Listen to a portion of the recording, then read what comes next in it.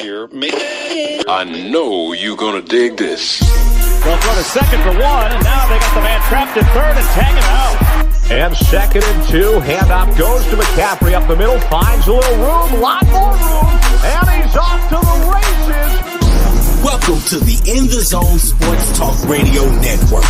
You're listening to the Just Us Sports Talk Show with your host, Kate Diggs from Harrisburg, Pennsylvania, the small city with the large heart, and co-host Dana the Hater Clark from St. Petersburg, Florida. Also co-hosting Murray E. Baskerville from Gotta Be More Careful, Baltimore, Maryland. These are your hosts, bringing you the ultimate in sports news for the ultimate sports fan. Be sure to download the Try99 TV app on any smart device and subscribe to In the Zone Sports Talk Television. The cost is $4.95. Thank you in advance for your support. Now sit back and prepare to get into another episode of the Just Us Sports Talk Show.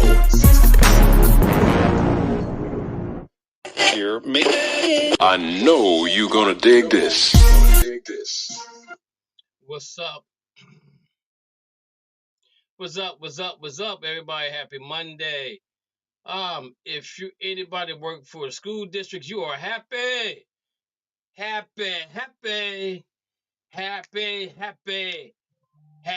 summer to the kids. Don't come back in September. Stay home. Man, I'm so glad school's out. Don't know what to do. Even though I got to work during the summertime, but that's okay. I'm okay with that. I'm okay because you know what? There's no kids in the building. I love them and I hate them at the same time. I tell them that all the time. But I respect them. I do respect them. But I hate them too. Hate them and I love them at the same time. Ain't that something? Can you do all of those things above? But hopefully the kids enjoy their summertime. Being away from school. Had a great year. Student wise, we did some great things in the school district. Doing some configuration, got a couple schools moving around and stuff like that. But it's all good. So hopefully if you're in high school or in college, enjoy your summer. If you need to get a job, get you a job.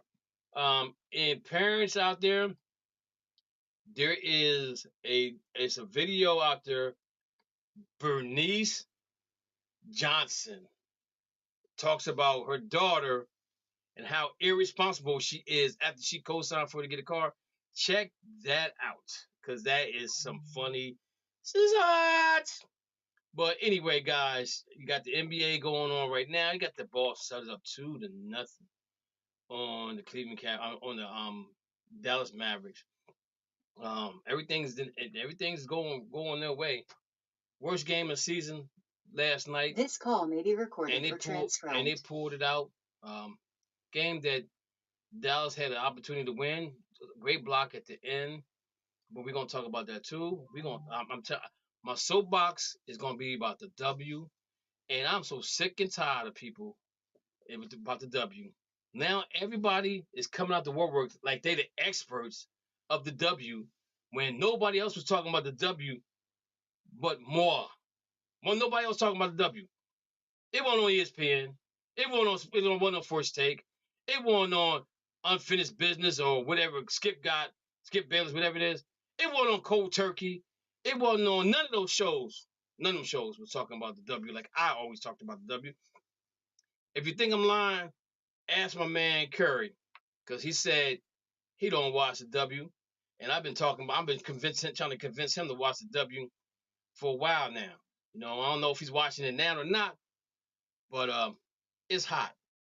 It's hot right now, and I got a lot to say about that. But let's go ahead and get into some baseball news. Now, somebody told me they don't like us talking about the baseball, but because baseball, you really don't, excuse me, baseball, you don't have really a lot to talk about because there's so many games. So that's why I do the best out of 10 type of thing. I just give you a little flavor, give you a little taste of what's going on, you know.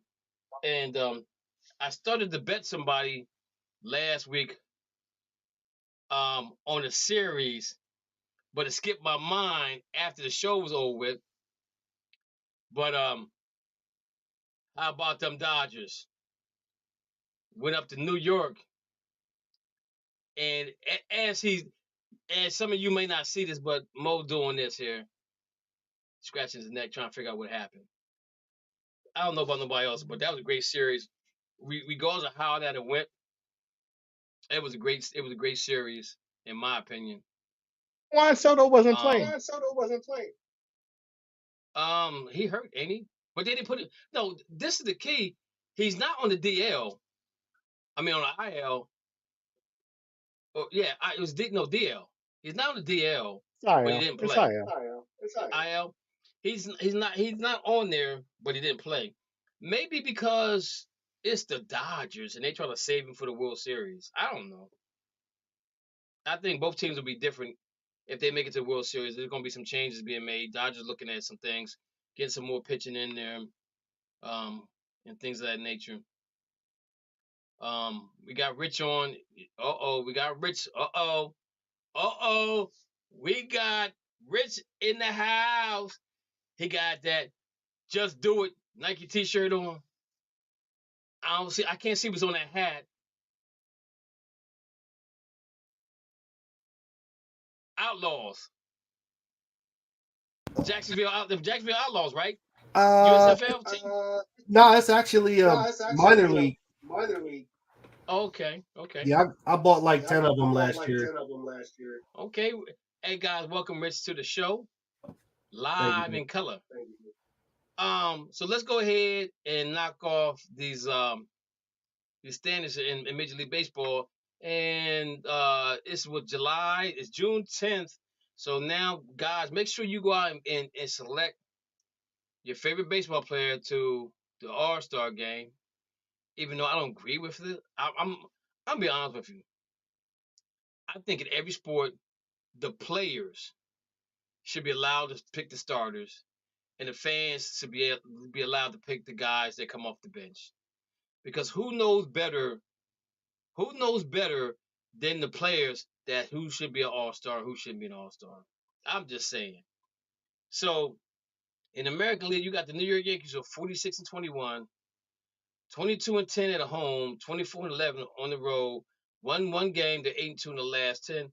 And they got two losses to the Dodgers in New York over the weekend. If they didn't nobody know, I'm bragging. One was in overtime. I mean, one was in extra innings, 2-1, and then the next one was 11-3 with a bomber, and then they end up winning the last game, 6-4. Your boy Judge, I think he hit two homers, right? He hit one, okay. He had one home run. But you got the Baltimore Orioles of 42-22. They're 2.5 games out of first place. They won 3 in a row. They're 7-3 in the last 10. Boston, Toronto, and the Rays in that order. Cleveland Guardians are 42-22, guys. They're hanging in there. I think they might be the only team that don't have a double losses at home. They're 21-8 at home, 21-14 on the road, 1-2 in a row. They're 6-4 in the last 10. Kansas City Royals are right there behind them. Well, they're 4 games out, 39-27, 24-11 at home, 15-16 on the road. That's where they're struggling at right now. I think being a young team, they can't get it on the road, but at home, they are smoking. They're smoking. So they lost one game. They're 5-5 the last 10. You got the Twins, the Tigers, and White Sox in that order. My man Matthew, Seattle Mariners are 37-30. 21-11 on home, 16-19 on the road. Got to fix that road record, Matthew. Won one game. They're 64 in the last 10. Texas Rangers is 5.5 behind them. They're 31-34. 4 games below They're 3 games below 500. In the win column. Did I say that right? Yeah. So they got to get it right. They're 5 games out. They're 16-15 at home, 15-17 on the road. 1 game, 5-5 last 10.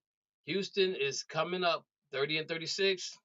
You got the Oakland Athletics and you got the Los Angeles Angels coming up the rear. In the National League, and I'm looking.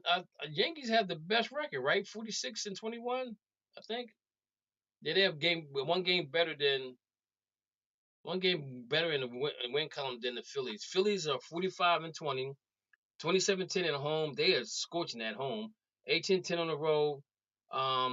They lost one game to 7-3 in the last 10. The Braves are 38-5-28, 9 games out of first place, 19-12 at home, 16-16 on the road, lost 3 in a row, 4-6 in the last 10. If I'm a Braves fan, I'm worried. I'm definitely worried. Washington Nationals are 30-35. You got the Mets, and I know somebody has talked about blowing the Mets. I think Mo has said something about it in the chat about should you blow the Mets up. If they ain't blew up by now, then they won't get blown up. But I guarantee you, somebody's moving out of that way. They're gonna be sellers when it's all said and done with. They got to get some draft picks and get better. You got the Marlins at the bottom. In the Central, you got the Milwaukee Brewers who are making some space between the Cincinnati Cubs and the Cardinals. They're all 6.5 games out of first place. Milwaukee Brewers are 38-27, 18-10 at home, 20-17 on the road. Lost one game to 6-4 in the last 10. The Reds are 6.5 games out. None of them have won. They got one win here, one win there, but they're 8-2 in the last 10, so they're doing something. Cincinnati Reds was Mo Sleeper. Pirates is down in the bottom. In the West, the Dodgers are 41-26, 21-12 Wait a minute. at home. Wait a minute. We talk about the Pirates at the bottom. How many games are they out of second place? There's 7 games. I was gonna go back to that, but there's 7 games out of first place. Yes, but how many games are the other teams? 6.5. Exactly. So don't be trying to put my Pirates all the way at the bottom. They are 0.5 away. I was gonna go back to that. I was gonna go back to that, but you didn't let me finish. But that's okay. They're trash. I don't care about So the the Pirates. I'm Dodgers- just messing with him. Dodgers He are loves to say that. 46 I said they were my surprise team. Who, the Reds, right? Then you The said Reds the and Reds the was. Pirates. Oh well, yeah. I forgot about the Pirates because they're in last place, but it is what it is. Los Angeles Dodgers 41-26, 21-12 at home, 20-14 on the road. Lost one game to 64 in the last 10. Padres are 34-35, 8 games out of first place, 15-21 at home, 19-14 on the road. Lost 1, 4-6 in the last 10. You got the Giants, the Diamondbacks, and the Rockies. I'm gonna tell you right now, the Pirates are the most. What's the word I'm looking for? They're a team that make you scratch your head because they got all the talent, but they just can't get it together. I'm just trying to figure it out. They're 30. Listen, guys, they're 34-35, right? The one game below 500 in the win column. The run differential is 19 plus 19, so they're playing good baseball. They just can't be. They're just inconsistent. And that's the weirdest thing in the world. I'm really trying to figure them out because if you watch them play, they play good baseball 1 minute, then they play bad baseball the next 2, 3, 4 minutes. Come back, play next baseball, play good baseball right after that. But getting to the Central Division, this thing ain't a lock for Milwaukee. They're 38-27, and you got Cincinnati, you got Chicago, St. Louis, and the Pirates all right there that can do something. 7 games. Pirates are in last place, ladies and gentlemen, and they're 7 games out of first place. Right? Their run difference is a minus 23.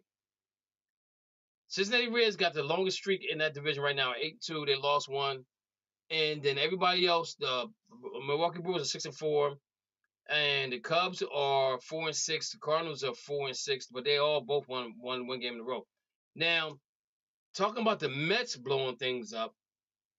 Will Chicago be one of those teams that will be looking to sell when it comes time for the trade deadline? Because this will be the second season that they have supposed to have done something. And DeGrom plays with Chicago, right? But he hasn't pitched yet. He's recovering from an injury, correct, guys? I thought DeGrom was in Texas. He went to Texas now. See, Who was look, in Texas that see how didn't? baseball- I thought it was DeGrom. I might be wrong. He left. He left Chicago and went to Texas. I don't remember him being in Chicago. I'm looking it up now, bro. I thought he was. Wait a minute, but he was when he was Chicago last year, or was Nope. it the Mets? He was with the Mets from 2014 to 2022, and then he went to the Rangers. Did he get did he sign with the Rangers? Yep, he's still I'm on with the the Rangers. roster. Is he playing? Is he pitching?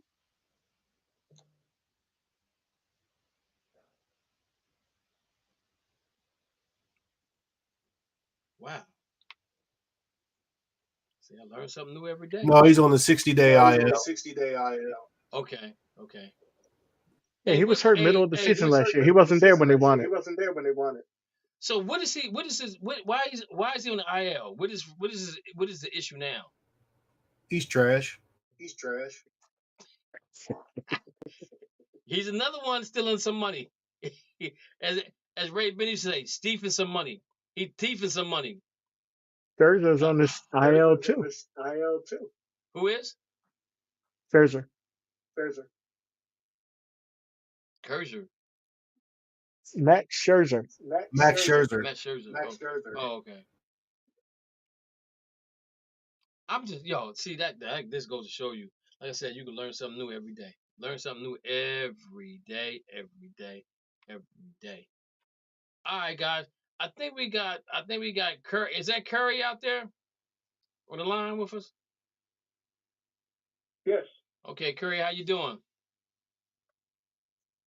Doing good. I hope you fellas are as well. Now, I'm going to ask you a question again about them Braves. You worried yet? I don't know. Worried is the word.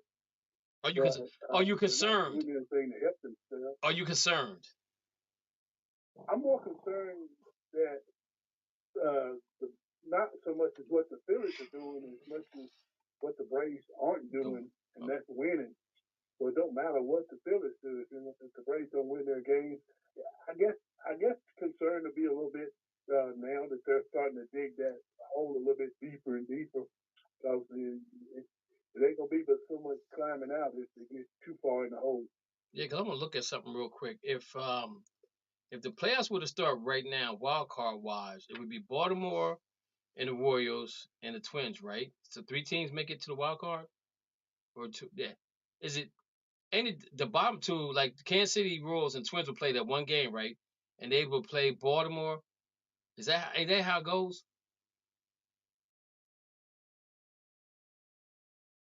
Somebody help me out here.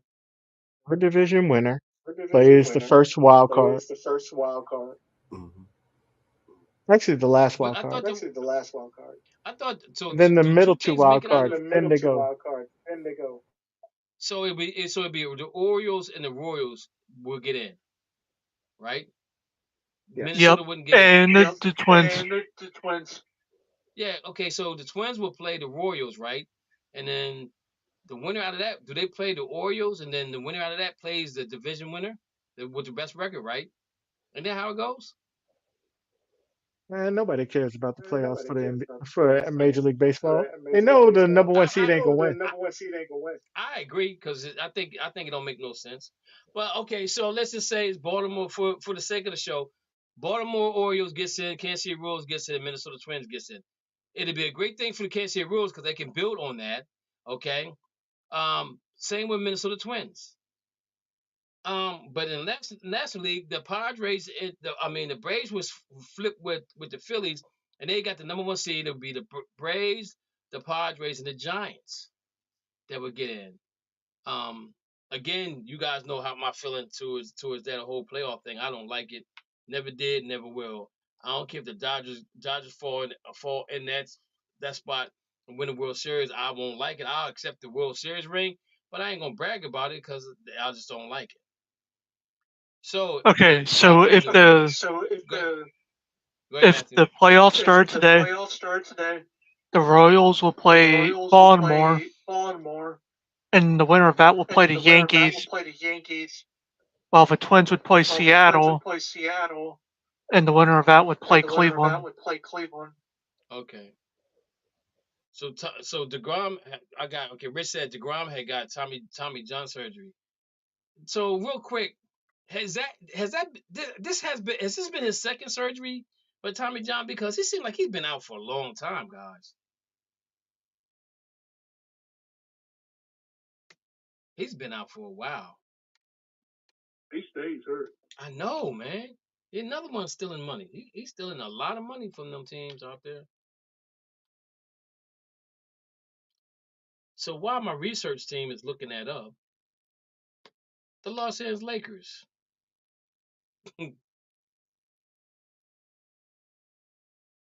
No, it's embarrassing. It's embarrassing. Hurley said. Yeah, he has a long list of injuries. And I want to go around the room, and I want to ask everybody why they think that he said no to them. And I'm gonna go first because I don't want to take up all you guys' time, and hopefully you guys got a reason why. The reason why y'all think that he didn't sign with them. And I'm gonna say this: from the very beginning, I don't know. I don't think it was a good idea. I think that the Lakers need a veteran coach for a veteran team that's trying to win a title. All the veteran coaches are all gone. Doc, like I said before, Doc Rivers was trying to hold off for the Lakers job, but Milwaukee came calling. I guarantee you right now, if Doc Rivers could get out that contract and go to LA and be that coach, he would do it in a hot second. But again, who else is out there now that just think about it. All four of us was in the running for it, but they wanted Dan Hurley so bad they forgot about us four. Now, are you going back? And now I'm your second choice? Nah, I'm good. I'm good where I'm at. So that's what they're gonna run into. Okay. Second of all, I don't think they had a plan. I think they thought that giving him 7 years at $60 million was gonna be the be all of all. And it wasn't. It wasn't enough money for him to leave UConn to try to three-peat. Because he got something special going to UConn. And I guarantee you, there were some players that probably played in the pros, that played in Connecticut, picked up the phone and said, yo, you don't want the Lakers job. You may want another job, but you don't want the Lakers job. Now, I'm going to say this. Lakers is one of the prestige teams in sports history. They have 17 titles. But I think they're like they're below 500 in NBA titles. They've been 32 times. So if you've been 32 times, only got 17 wins, that's pretty decent. You know what I'm saying? Unless you're talking about the Boston Celtics. But the problem there is that we know LeBron's not going to be there forever. And you want to look at this team and you want to build it around Anthony Davis. And if everybody's on the podcast right now, just raise your hand if you could believe in Anthony Davis without LeBron James and he could take that team to the promised land. If you believe he could, raise your hand. Curry, do you believe that he could do that?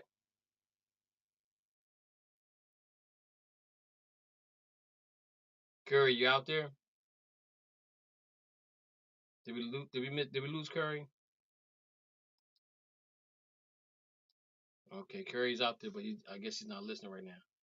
So, what other top free agent out there will go to Philly? I mean, will go to LA and play, thinking that they got a chance to win the title with LeBron at this point in time in his career? Could Paul George say, I'll just catch a trolley northeast and go back, come to you guys? I don't think so.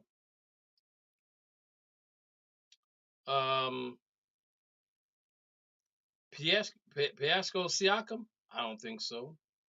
OG Anunoby? I don't think so. James Harden? I don't think so. DeMarcus DeRozan. Could he leave Chicago and go to LA? Is he enough to get them to the NBA, to the Western Conference Finals, or to the Finals? Could he be that piece? I think Siakam and once before. Do you think they give him an opportunity? Rich, that's your boy. That's your boy, Rich. What you thinking? Can y'all hear me? Y'all can't hear me. I'm talking and y'all can't hear me. I don't know. Can't hear you, Rich. Can y'all hear me? I hear you. Still can't hear you. I gotta figure it out. Rich. Can y'all hear me? We got technical difficulty with Rich. We'll figure it out. Huh. Mo, if you're DeRozan, you going there? If you can't hear him, I don't know why you can't hear me. I can't hear you either, Mo. Then we got the same problem. Matthew, say something. I can hear you. Oh, wait. Oh, it was me. My bad. My bad. I turned the thing down. My bad.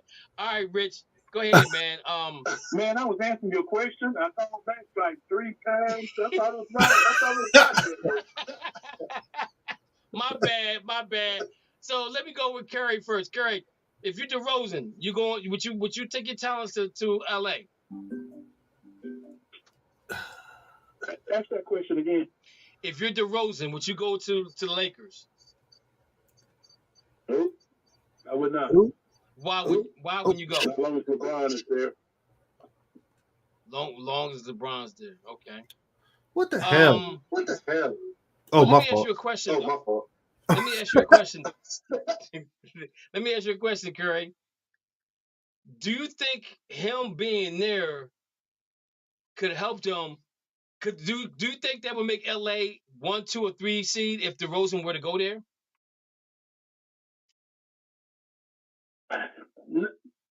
Not at LeBron's stage of his career. I don't think so. I just don't. It's gonna take more than LeBron. Okay. And so let me ask another question. And this is the same question that I'm gonna throw at all of y'all. If they go to DeRozan and say, look, we're gonna build a team around you and Anthony Davis. We know LeBron ain't gonna, we know LeBron's gonna be there, but once he leaves, we're gonna build a team around you. Which should be another, because he can sign that contract extension now for 3 years, option out the 3rd year probably. I'm just trying to find out a way that they could get somebody that gives them opportunity to be a winner again in the near future, because that's what LeBron wants. He wants to win another title. But again, what I'm going back to is that LA didn't have a plan for Dan Hurley. They didn't have a plan. If they would have been, in my opinion, they would have been better off waiting till after the draft and then asking him to come be the coach, because they don't know who they're going to draft.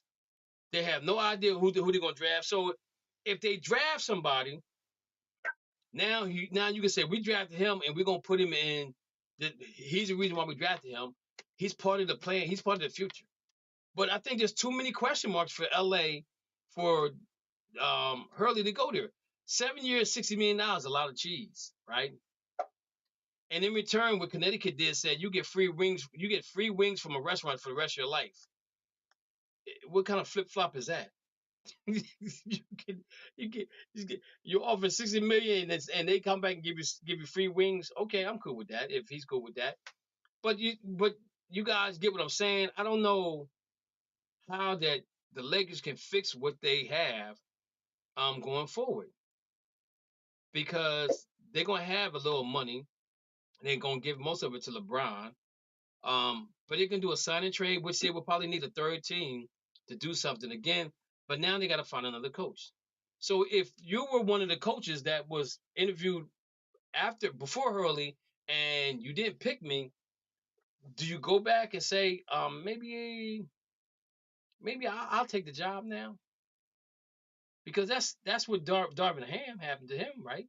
He wasn't the primary guy. They wanted Jace. They wanted Luke. They wanted coach in Sacramento. Help me out with his name, guys. Oh my goodness, my mind's drawn blank now. The coach for the Clippers, Tyronn Lue. They wanted Tyronn. They wanted Tyronn Lue, and there was stipulations behind the contract. They're saying that he wanted a long contract. He's saying y'all's gonna pick my team, my coaching team for me, and I didn't want that because when the last time that happened with LeBron James, the coach was 38-16 and they fired him.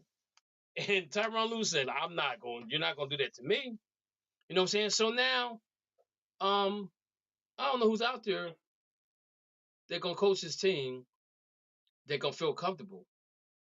Mo, what's your take on this? They got to go after somebody like Zach LaVine. Somebody younger. DeRozan's still too old. Point. Touche. So the problem is, though, you put it out there. You said, we want Dan Hurley. I ain't gonna be nobody's second. I ain't gonna be Will Smith to Tupac. Look how it worked out. Ain't nobody going for that no more. Seriously though, if I ain't been a head coach, I'm taking the job. But if I've been a head coach, I ain't taking the job. If you're Sam Cassell, whose name has been brought up, even Rondo's name has been brought up, do you take that job? Oh yeah. If you Sam Cassell, it's been this long to get one. Yeah, you take it. Okay. But Mike Dunn, what's the guy that was in Butthole? Mike Budenholzer? No, you don't take that now. Well, he's already been taken because he's at Phoenix right now, right? Budenholzer, and then he went to Phoenix. Oh well. So I don't pay attention to the squad. I don't pay attention to the scrub squad. See, this is why I'm the host with the most, because I try to stay up on everybody. And then Ham, he got a job today. Wait a minute. Jacob DeGrom. That's all we got to say. You might as well just stop that right now. Yo, I'm just saying, now that's baseball. Basketball is a whole different story. I'll tell you, I ain't up on baseball. You know what I'm saying? I knew DeGrom, they played for the Mets. And the reason why I knew that because I remember seeing him. But I know he got hurt. And now he with the Rangers. I remember him going to Rangers. And I said, yo, he's stealing money. But I'm just saying, though, it's a situation. So now I'm gonna say this to you about LaVine. I don't take him over DeRozan, and I'm gonna tell you why. Because LaVine has never been to the playoffs as much as DeRozan has. He's been in the playoffs, so he got some playoff experience. So that's why I would ask for him more so over LaVine. So Rich, that's your club. Should he walk? Should he go? Should he take his talent to South Miami? I mean South California. LaVine? DeRozan. Oh, DeMar DeRozan? Yes. I mean, from what I read earlier last week, Chicago and Pleasure in talks for Anthony Davis to come to Chicago for DeMar DeRozan and Zach LaVine. They're going to do a signing trade. Let me find the article. Yo, but DeRozan's a free agent, right? So okay, so they're about to do a signing trade with him. So their money together would equal with Anthony Davis getting. No, it'd be more. He was just the centerpiece of that trade. So okay, so there'll probably be some more draft picks. LA ain't got a lot of draft picks. Yeah. I kind of like that move because now you're saying to LeBron, yo, we moving on without you. And maybe they're doing like this to LeBron in his back, like pushing him towards retirement. I hate it. Thank you for the bubble. Thank you for the bubble. Thank you for the bubble. But it's time for you to go. If you want to go somewhere else and play, by all means, go ahead because we have to build on our future. The longer you stay there, the harder it's going to be to build the future. Well, Matthew, how you? Go ahead, Rich. Go ahead, Rich. I think LeBron can play with DeRozan and Levine. Yeah, but who's going to be this? Is Levine going to be their center? No, Levine's going to be their two. Bron played the four, and then they got to get a big man. They could draft that. Okay. Okay. Or pick up a bum.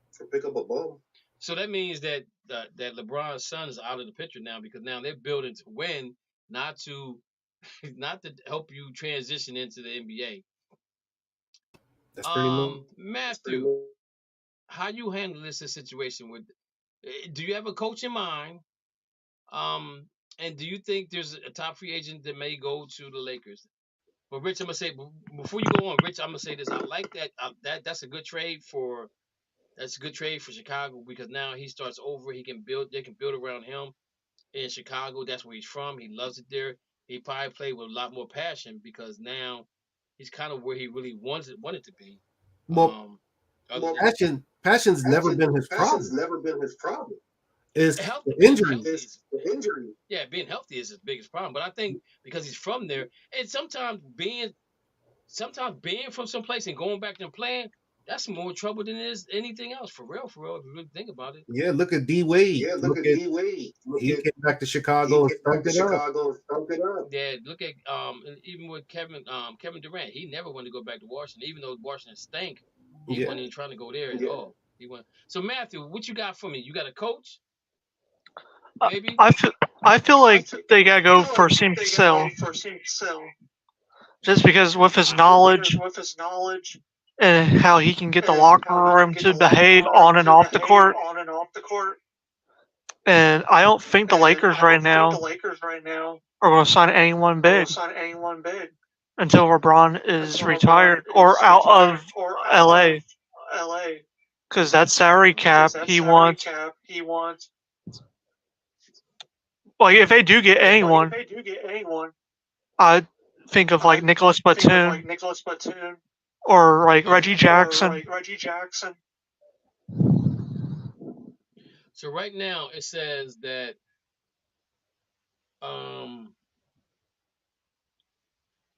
heading into the age 40 season, Father Time continues to fight a losing battle against him. Still score, creates, and rebounds at very high level, though it becomes fair to wonder if he can still be the best player on the championship team. Even so, his game has aged extremely well. 2023-24 earnings was $47 million. He's supposed to deny the player option, and they sign a contract extension to him. That's some good talk right there, Matthew. I really like that. So again, I think Sam Cassell's name keeps coming up. Now, I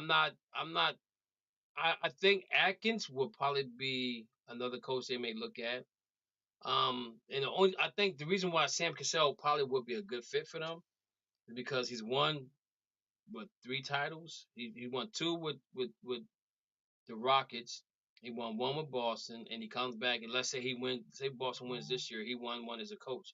So he has 3 titles. So he earns the respect of the locker room. He earns the respect of LeBron, and he's not a dude that LeBron's gonna talk behind his back to the players, say, "I'm gonna run what I want to run," and as simple as that.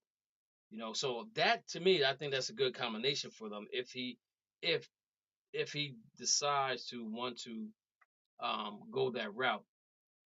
If I'm Sam Cassell though, I want if Boston wins the title, I want to repeat. I want to keep the coaching staff together. Well, they losing the one coach to Charlotte Hornets, right? But I bring in another dude. I'm bringing Rondo on board at that point in time for leadership even with a point guard, teaching my young boys how to play that tenacious defense like he does. But yeah, Sam that's gonna be a hurt piece if they get rid of Sam. If Sam takes that job. All right. So anything else on this forefront for Dan Hurley and the Lakers because he said, "Thank you, but no thanks. I'm gonna stay in college." And guys, think about this though. Yeah, you was going to go around and get everybody's thoughts as to why they thought he didn't take the job. Yeah. And then Yeah, I'm sorry. All right, go ahead. Go ahead. Yeah, I wanted to answer. Why he didn't take it. Okay, go ahead. Rich, tell us why you think he didn't take it. I said because I don't think they had a plan. They thought the money was going to be enough to sway him away. Rich, what you got? I think they did it.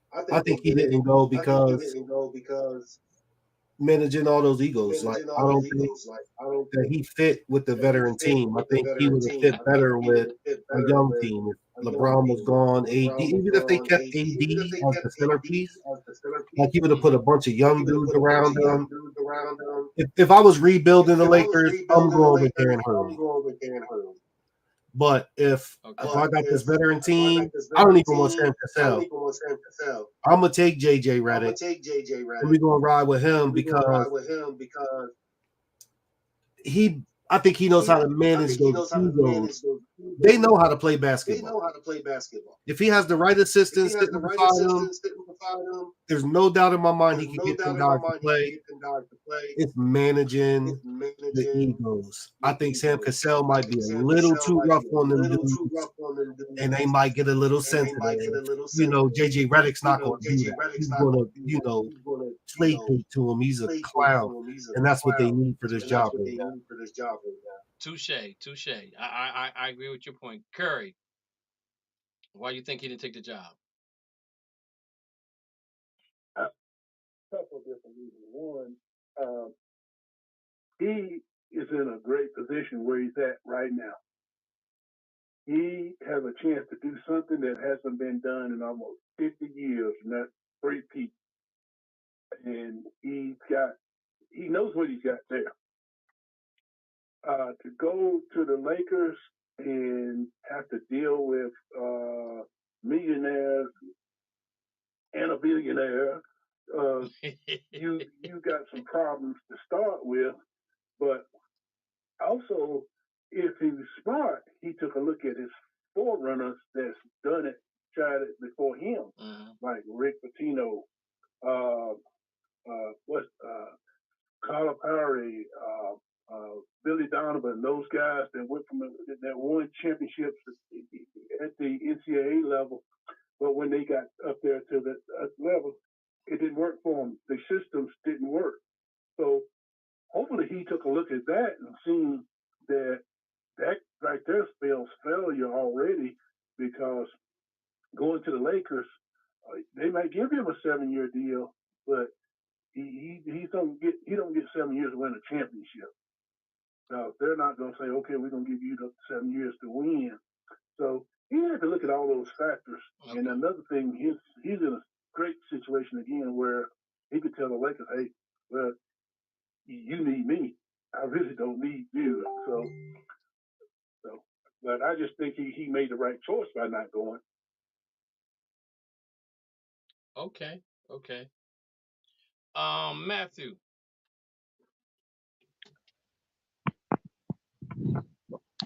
I feel like he stayed because he believes, and I believe that it would be a boring job for him. And the position that he's in right now, he, in my opinion, would rather be in the Big East they would be in the NBA Western Conference because there's more motivation, more excitement to himself mentally. He has more control, and he gets to enjoy himself with his student athletes on and off the road. While in the NBA, you're not really hanging out with your players or coaches because they're all out doing their own separate thing. While in college, you're on the road almost all year around, running your own program and your own system. While in the NBA, you're not doing that. You're doing it by a small caliber. Okay, Mo. Why you don't think he took the job? because he knew that the Lakers suck. No, it's more that I'm gonna go with one quick example. He wanted to talk to LeBron and he wouldn't talk to him. And that was all he needed to know. I think he probably asked permission to talk to LeBron and Anthony Davis, and they said no. And he's just like, I don't need this. I got a great job in Connecticut. They just gave me more money. I'm gonna love there. Why am I gonna leave? And that kind of like falls right into the lap of what Rich said. They said there's rumors about trade with Chicago for Anthony Davis. Again, that's what I'm saying. I think that LA didn't have a plan for him going forward. They just figured they throw 7 years, $60 million at him. And we know the money's guaranteed. So what else are you gonna give me other than that? And Mo was saying that he felt like maybe that he wanted to talk to LeBron, and LeBron said no, and Anthony Davis probably said no, because we know JJ Redick was the dude that LeBron wanted in his corner, to be the next coach, which possibly could happen. But I'm like, I don't know if I want to play second fiddle to that right there. But I think the biggest question with the LA Lakers is that there's so many questions that need to be answered going forward with this team. And I remember when he went to the Lakers, and I said he's going to the Lakers for two reasons. I said he's going to Lakers to make more money. He's going out to LA to start his own film company, which he has done. I said, and if by chance he gets a title, he's okay with that. But he gets the title in the bubble. And again, if that's my team with the title in the bubble, I'm okay with it, but I'm liking it because it wasn't a real team, and I don't care. Can't nobody make me believe that was the most difficult time in the NBA when you walk cross street and you go play basketball. You don't fly from the East Coast to the West Coast and play a game. That means your body has to adjust to the time frame. No, I'm sorry. That's not to me. They can say how difficult it might have been for them because they're away from their family. I understand that, but and the only reason I can understand it because I've spent two tours in Iraq, and I know what it feels like to not to be around your family. So when they complain about not seeing their family, you could still see your family. You know what I'm saying? I couldn't see my family at all. Only way I could see them is through email, um, MySpace, or whatever was going on at that time. So I'm not trying to hear that. But again, that they got he brought them a title. You know what I'm saying? And he does want another one. I don't know. I'm not saying it's far fetched from the Lakers meeting the Celtics in the finals at some point in time in the next 3 years if he sticks around, so that he can say that he played against the Boston Celtics in the finals, and might have had a chance to win. That's what I'm saying right there. So I think is that Dana?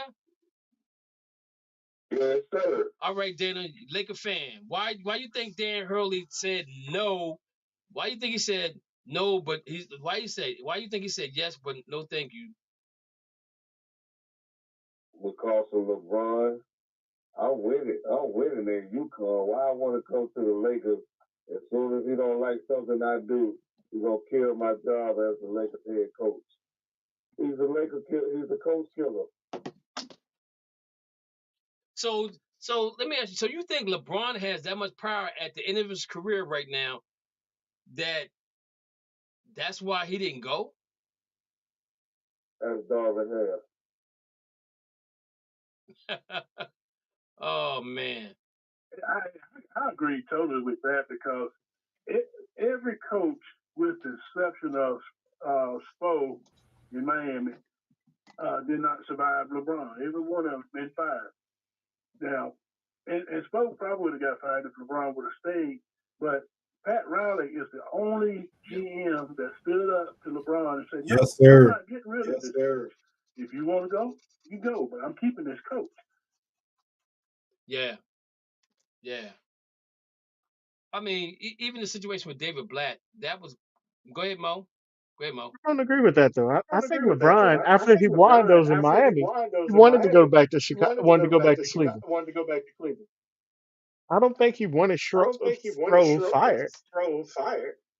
I just think he wanted to go back No, to he said Cleveland. I don't think it was no. He about did Stroh. want him fired. It's about Stroh. No, it was. Yeah, he said he wanted him gone. He said we need another coach. Hey, no. And Pat Riley said no, we're not. Hey, Kev, Yes. this what LeBron said, and I'm paraphrasing a little bit, but he told Riley, "I will stay if you come down and coach the team and get rid of Riley, and get rid of Sproul." That was his exact Sproul words. said no. Yeah, I remember that. Okay, you're right. Said, no, you're right. And he said no. He said, I'm done coaching. He said, I'm not doing it. Because again, LeBron wants to be in charge of scenarios of how he does things. And Pat Riley's not that dude. He's not gonna fall for the banana and tailpipe thing because he's older. He's an older guy. He's an older guy. So he was like, nah, I'm not doing that. I'm keeping my man. And if you want to leave, go ahead and leave. You know. But if you think about it though, him going back to Cleveland, I don't think there was ever a thought of him going back to Cleveland when he went to Miami. There was thoughts of him going to LA for sure, but not going back to Cleveland. It's just that the East was still struggling to have the East is still struggling against Miami. He figured I'll stay here and try to win titles. And the funny thing about it is when LeBron went out west, everybody else went out west. They're like, yo, we're not allowing you to get no more titles if we can help it. And so now he's in the situation he's in. But I appreciate you, Dana, coming on. Hope everything went well with your father. You sound like you're motivated to talk, so I'm glad of that. But anyway. Yeah, man, I'm pissed off. I'm pissed off, so I can come on here and vent. Oh Lord, have mercy.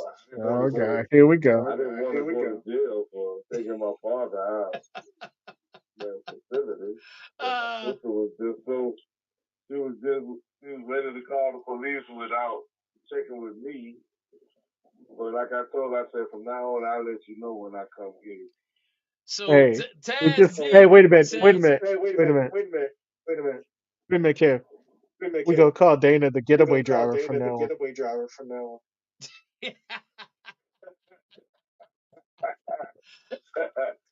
Yo, so that's about it. So Taz says, LeBron's still top tier. He has at least a good 6 years left in him. So you telling us you think he can play till he's 46 years old? I beg to differ. LeBron has maybe 2 years. LeBron maybe have 2 years left. At the most. He has 2 years left in his body. And what he'll probably do is opt out that third and retire a Laker. I don't see him going nowhere else. I mean, it's possible he could end up back in Cleveland just to say I'm coming back to Cleveland, but I think that'll be it for him. So next up, guys, is bet on it. Are you saying bet on it that he stays for another? Are you saying that you think LeBron's gonna stick around for 6 more years? Is that what you're saying? Because they gotta find a coach. I want LeBron out of there like Take that bet. Take that bet. Take that bet on a heartbeat. She said he plays past 2 years. I'm gonna say this to you. That's a bet, okay? And I'm gonna tell you why I'm gonna like this bet because ain't no superstars going out to LA to deal with LeBron. Simple as that.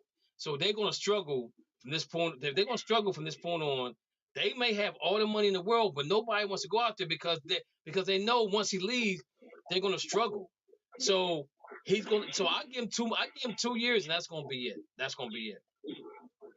So, Kate, let's talk about this. Let's talk about the Caitlin Clark situation. Okay, and I'm gonna say this right here. I don't understand all the hate this young lady's getting. I don't know why she's getting all this hate because she never asked for this. She just want a ball. She's like Kevin Durant. All that I want to do is hoop. That's all I want to do is hoop. That's all I want to do is hoop. You know what I'm saying?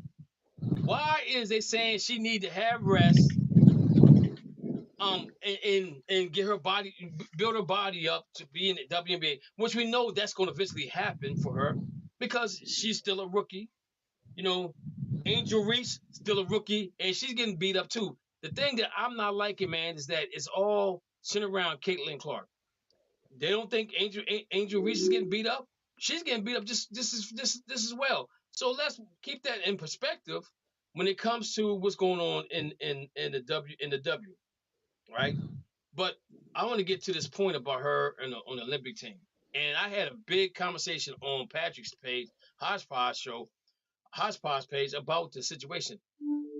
I asked Dre McClellan to come. I inboxed him and I asked him to come on to the show, okay? Because I wanted to talk to him about this situation. Because I'm more of a talker than a texter. I'm not a texter. I'm a talker, right?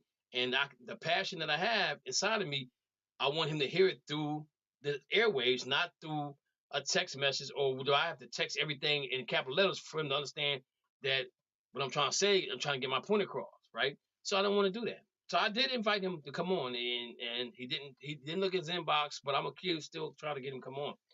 But he was saying because she doesn't have experience, right?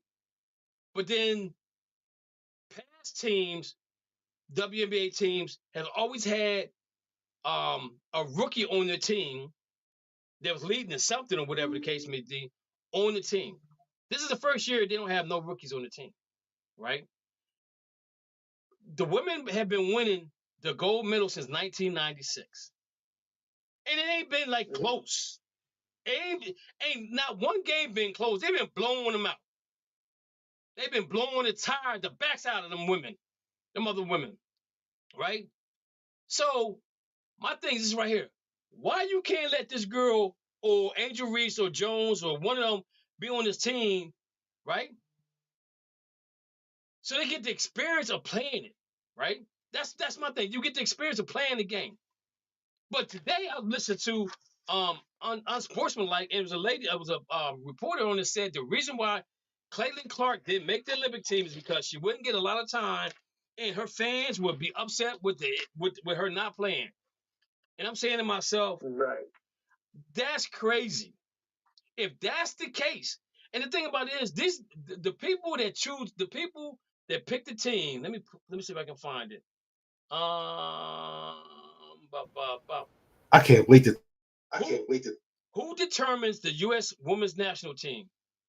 Women basketball committees select the roster. That includes South Carolina coach and former U.S. coach Dawn Staley, LSU assistant Simone Augusta, Old Dominion coach Delisha Milton Jones, Connecticut Suns president Jennifer Rosito, and the WNBA head of the league operation Bethany Donovan, or something like that.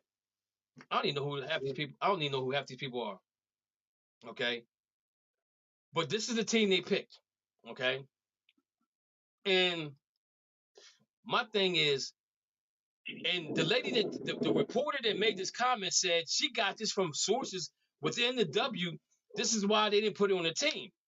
But the thing about it is, where my argument comes in is that in the article that the guy that Dre posted was she didn't make the team. I'm like, she didn't make the team.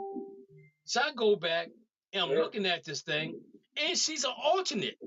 So if somebody gets hurt, if it's a guard to get hurt, she's going to replace the guard. If a big get hurt, Jones going to replace the Jones, or Boston replaces that forward. So she kind of did make the team. The reason why they're saying some of the reasons why in the article is that because she didn't try out. But when she didn't try out, what he doesn't say in the article, when she didn't try out, the reason why she didn't try out because the Final Four was going on, right? So that's why she didn't try out. But you gonna sit and tell me that girl can't shoot that three in at the Olympics and shock the world with that? Come on, stop it. I disagree with that. I totally disagree with that. And I'm not even saying she got to start. I'm not even saying she got to get significant time, but she should be on the team because she'll probably be on the next team, which is 2024, 2028. She'll be on that team for sure, right?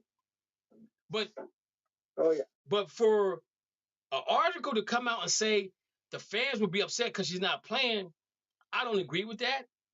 And if that's the case, I don't agree with it because she is good, but she's not as good as the girls on the team. But don't tell me the reason why she don't make the team is because of experience. That has, to me, experience had nothing to do with it. Because I can see if the girls' team was winning by 4, 5, 6, 7 points, man, they're blowing everybody out. They're blowing everybody. I think the closest game the closest game was like 15 points, and that's when they put everybody else in, and the game was already over. So why not give her the experience? Why not give Angel Reese the experience to be on that team? So when they go forward, they know what to expect. I have a hard time understanding that. I have a hard time with the hatership that this girl's getting. Angel Reese, Caitlin Clark, Cameron Brink, who plays, I think she played for the Lakers, has the top 5 selling jerseys right now. Mm-hmm. I ain't hear nothing about Tarase. I ain't hear nothing about Griner. I ain't hear nothing about none of them. My girl that I'm rocking with, Elisa Thomas from Harrisburg, Pennsylvania. That's who I'm rocking with on the Olympic team. That's my girl, right? If I get a jersey, that's the jersey I'm gonna get.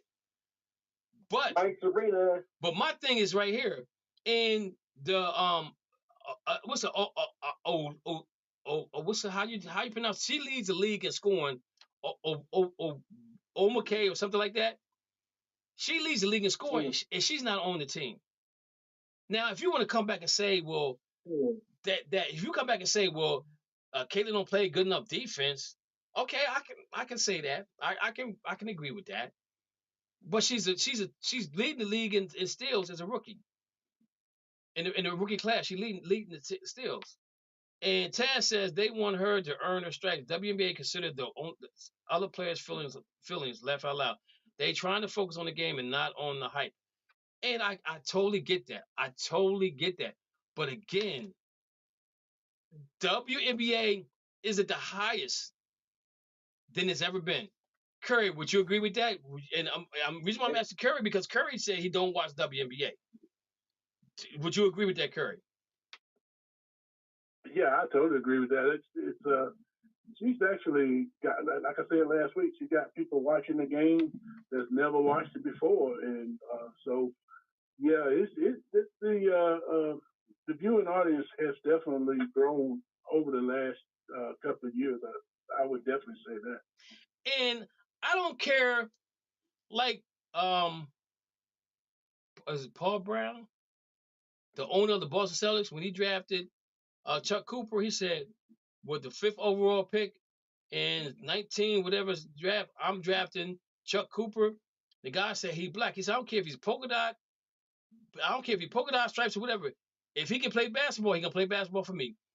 That's the way I feel about this whole situation. Don't make this into a black and white thing, and they're doing that. That's the part that's really pissing me off because it's all about basketball. Only thing this girl want to do is hoop. That's what she wants to do. Angel Reese, only thing she want to do is hoop. You know, the girl from LA, only thing she want to do is hoop. Yo, so if you can be mad at them if you want to, but they're putting the WNBA they're putting the W on the map. You know what I'm saying? They're getting recognized all over the country because of this girl. Now, if you don't know who Pete Maravich is, and Pete Maravich she outscored him in the NCAA. Pistol Pete. And Pistol Pete was more of a ball handler than he was a shooter, but he could do some things with that trick, that basketball. He should have been with the Harlem Globetrotters before he went to the New Orleans Jazz. But she broke his scoring record. Yeah. But the 3-point, of course, helped him, right? And then you have the young lady to play for USC right now that's getting ready. She gonna be the next best thing coming out of sliced bread. But they all go through something in the WNBA. They all gotta get they're already gotta get initiated in. You know what I'm saying? But don't hate on the girl because she's bringing notoriety to the game. And the WNBA is messing this thing up. It's not even about her being on the Olympic team because she could go on the Olympic team, but she ain't got to play because they say she ain't got experience, right?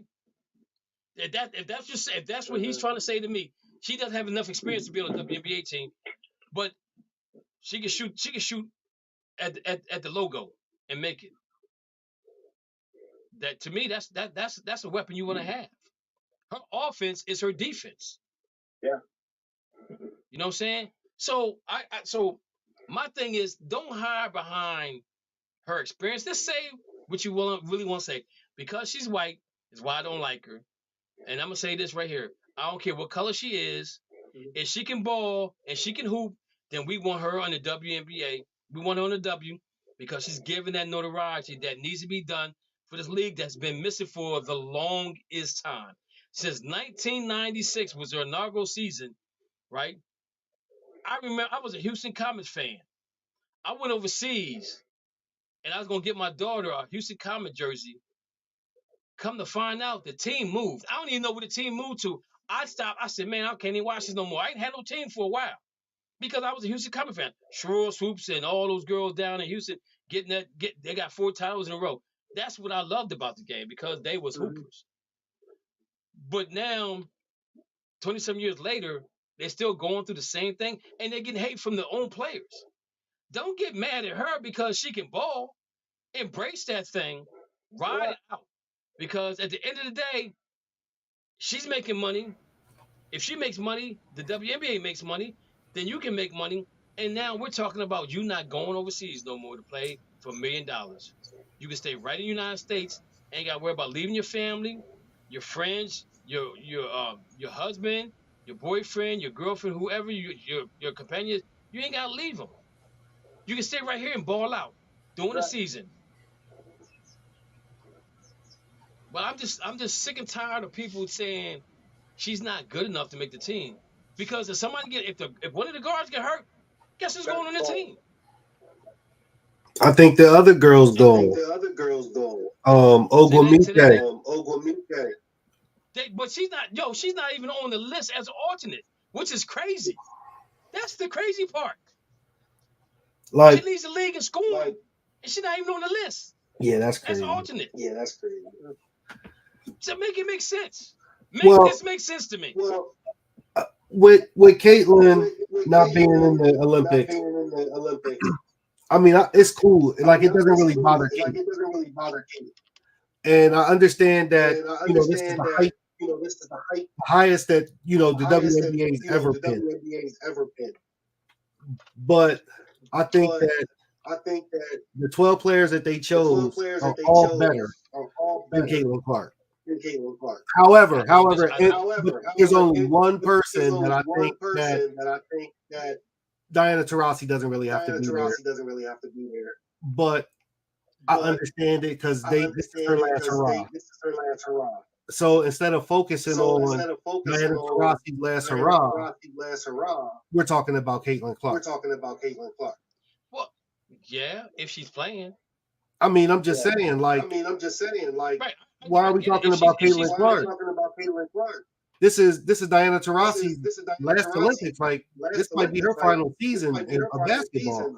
But we're talking about Caitlin Clark not being on the team. And she's a rookie, and none of the rookies made it. And Caitlin Clark is the best player in the WNBA. And we talk about her like Agent Wilson should be getting all the prep. But she's you know not. what though? Rich, this is the first year no rookie has been on the Olympic team because you know why? They didn't want to put Caitlin Clark on there, and somebody said, "Well, somebody else should have been on the team." Absolutely, so they didn't. They didn't want that negativity to come along with it. But again, you're falling into the banana in the tailpipe because again, you're taking away from the notoriety of them going to Olympics. I'm talking about any of the rookies going to Olympics and making a name for themselves in Paris, right? So not only the WNBA, I'm guarantee you, in Japan, ain't nobody watching WNBA, but right. if they were to put them girls on that stage in Paris, you got females in Japan's like, yo, I want to be like her. I want to shoot the ball like her. I want to be like her. I want to be like her. I want to be like her. I want to be like her. I want to be like this one here, that one there, whatever. I want to be like them. Yeah, Their message. I I'm agree. telling you, they're screwing the pooch on this one. They They're really not are. though. And they have Caitlin Clark. And this is another thing for me. I honestly don't want Caitlin going right now because in 2028, she's going to have to play with Angel Reese. She's going to have to play with Cameron Brink. She's going to have to play with all these girls that they are trying to pit against each other. And like, I think we need to get through this news cycle so we can get back to basketball. Like with Caitlin Clark taking up too much press, like we just need to get back to basketball because all those women are in their ball. So let me ask you a question, and this is why I have a problem with this. When Becky Hammond played back, when she played in the WNBA, she went through the same thing. When Candace Parkers went in the WNBA, she went through the same thing. Yeah. Like Monica McNutt said to Stephen A. Smith, yo, bro, you should have been talking about this 3 years ago. Yeah. Now, she has an issue with it, right? Because it's Caitlin Clark, right? I don't think it could have been anybody. That's my whole point. My whole point is this right here. Don't and see, I'm in the middle of the fence because, like I said, if we talk about Lisa Thomas now, we're gonna fight. I might use some cuss words on that one. But the thing about it is though, is that they're saying now she can get some rest. She'd have played through the tournament. I mean, she went through the tournament, but she's not the only one that played in the tournament. Right. She's not the only girl that played in the tournament that's in the WNBA. You know what I'm saying? So don't make it about her. Make it about all of them. Mm-hmm. And that's the part that's really rubbing me the wrong way about this whole situation. I'm not advocating for Caitlin to be on there, but why can't one of those rookies that have been on the team be on that team as well? Because they've always had a rookie on the Olympic team, and the reason why they don't have one on there is because it's like, well, why ain't Caitlin on there? Why ain't Angela Reese on there? Now they may get minimum time, but if you think about them blowing everybody out, they're gonna get some playing time. They're gonna play. They're gonna play. But I guarantee you this: out of them three girls, out of Caitlin, Reese, and I think Boston or Jones. I think those five were the alternate. Somebody's going to get hurt before this time, before the Olympics, and so somebody's going to go. Now they were saying that if you're Caitlin, because you're not one of the top 12, she shouldn't go. Oh, she's going to go because that's just her. She wants to hoop. She wants the ball. You know what I'm saying? But the argument I had with Dre was, yo, if you're gonna post an article, post the whole article. Don't post part of it to make your part of it look good. Post the whole article because the whole article says the reason why she didn't get selected, number one, was because she didn't go to trials when she was in the Final Four. Okay, that's one of the reasons why, right? So they made her an alternate. So in all actuality, she is on the team. She just technically not on the team. Right. But don't sit there saying she didn't make it because of experience, because that's not the case. Because if a guard gets hurt, guess who's going? Yeah, experience never crossed my mind. Like she's been playing basketball her whole life. But that's what they said. Oh, they got more experience, man. Come on, stop it with the experience. No. Because then I came back to him. So anybody got anything about Caitlin Clark before we move on? Because I got something else. Well, Caitlin, I just want to say one last thing. I want Caitlin to win. You know what I mean? I love Caitlin. I just thought it was a good decision to not send her because she. Wait a minute, Lou. Go ahead, Rich. Go ahead, say what you gotta say, Rich. I just want them to get through this new cycle so we can get back to basketball and let them watch them play like all of them, including Caitlin. Okay. Lou, what you got to say? Yeah, I mean, for the most part, she's done, very well. She's scoring records. She's, doing all well with the rebounds, the points. But she has to watch the turnovers because that's what's killing the team. I agree. So she has to cut down on that. I agree. That's the only flaw. I agree. She averaged too many turnovers, but when you're a point guard like her, you're gonna turn the ball over because it's a whole new regime. And the coach even said to her she don't even like her shooting the threes out that deep. So so I'm gonna tell you right now what's gonna happen with the Fevers coach. She's gonna be fired at the end of the season. She'll probably last the season. She's gonna get fired.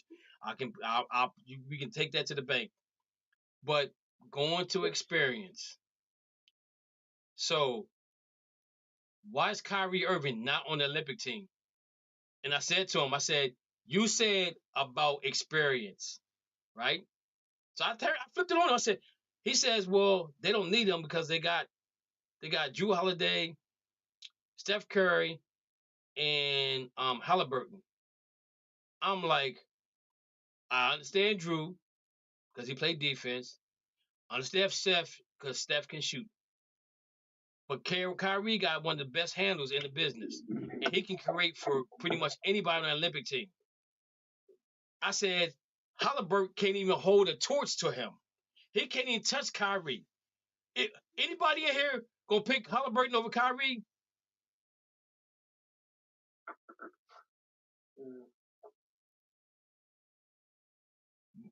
But I came back to him and like, okay, I said, so what about the experience? I said, Kyrie got a title, he got an Olympic gold medal. I said, and he's clutch because if it weren't for him, they would have won against Golden State. He's clutch. He's clutch. I said, Halliburton ain't clutch. He been in the league 2 years, two or 3 years. Stop it. See, and that's why I said to him, I said, yo, come on the show so we can talk about this. I just want to sit down and talk. Let's chop it up a little bit because I don't get your point when you saying go to experience, but then I bring up Kyrie, you come with something else different, completely different. You can't have it both ways. You know what I'm saying? So my question is, why is Kyrie not on the Olympic team? Mo, why do you think Kyrie's not on the Olympic team?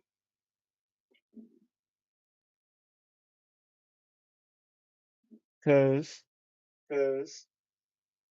exactly.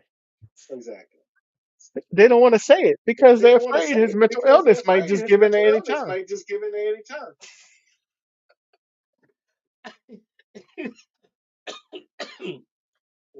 He could get caught on the plane for bringing safe marijuana, a gun. You never know what Kyrie got going on. He got a feather in his hair now. Next day he might be wearing a red dot. You never know, man. Matthew, why you think Kyrie is not on the Olympic team? I feel like not all the stars agree with him. Like in a mental standpoint, like how many players can have a conversation with him on a long flight, or like in the hotel room getting a continental breakfast, and like you're getting that cereal, and Kyrie's like, you know that milk ain't flat, and he go, you already know this dude basically will bring up any topic, and majority of players will be like, "What are you talking about?" Rich, why is Kyrie not on the Olympic team?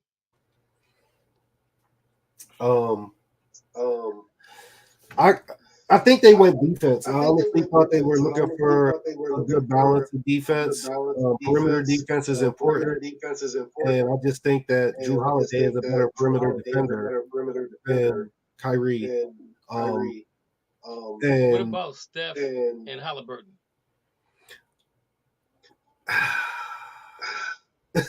Exactly.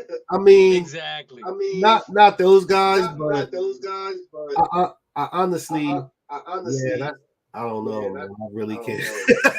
I don't know. I can't. It doesn't make sense to me. I thought he should. I thought he was gonna be on the team. It was a hater move, maybe because he's black. Who knows? Who knows? He's anti-Semitic. He's watching.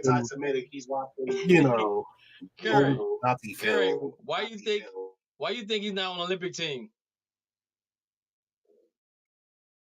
They're probably still holding his views, way he thinks and says about things like the Earth's not flat and refusing to take the COVID shot. They probably hold all that stuff, hold it against him, and just don't want to admit it. But they probably don't want him on the team.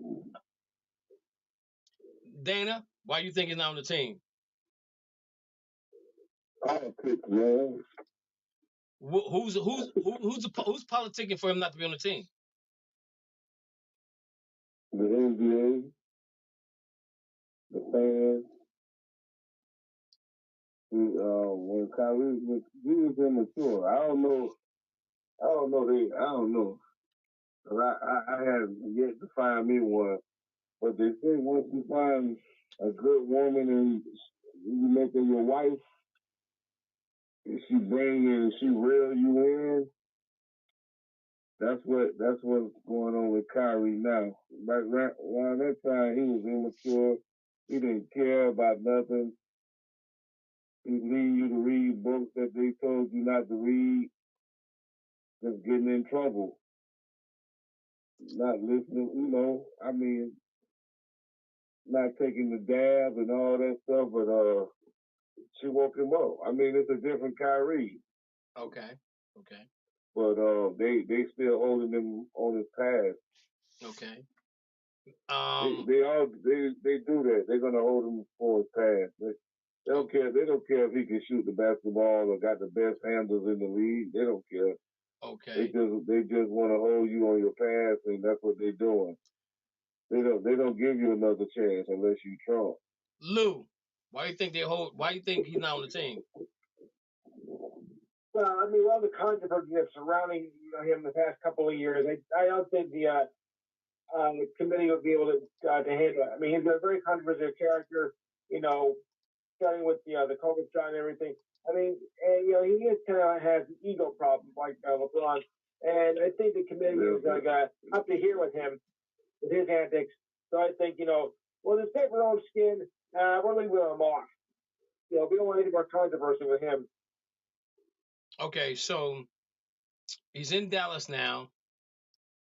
Nobody wanted him. Nobody offered anything for him but Dallas.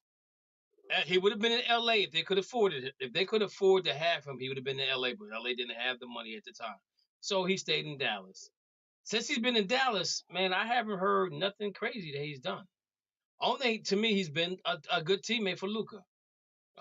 He's been a good teammate for everybody else on that team. He's been he's been a model citizen. I think there's maybe one or two players on that team that might don't want him on that team. I think this is the same situation as Isaiah Thomas with Michael Jordan. I think this is the thing, and I think that he deserves to be on that team because he's better than Halliburton, right? Defensively, they ain't got to worry about nothing for real. They don't have to worry about nothing for real with him on the defense side of basketball. The bigger issue I have with the Olympic team is that if I'm a Sixer fan, am I okay with Embiid playing? He's hurt and he's on the roster to play. That should be the bigger story right there. You can't finish the playoffs, or you can't finish the season, but you're gonna play in the Olympics. I have a problem with that right there. But I think with Kyrie, it may be a little bit of what everybody said, but the guy has been a model citizen this whole season. We haven't heard him say nothing. Now he do got the moccasins on, the moccasin sneakers on, you know what I'm saying? And he's been traveling since he's been wearing them, so he might want to change those sneakers because he's been doing a lot of traveling, and he also carries that ball a lot, but he does it so fast that you can't even the officials can't even tell. But he's been a model citizen, guys, and I think he deserves a right to be on that team.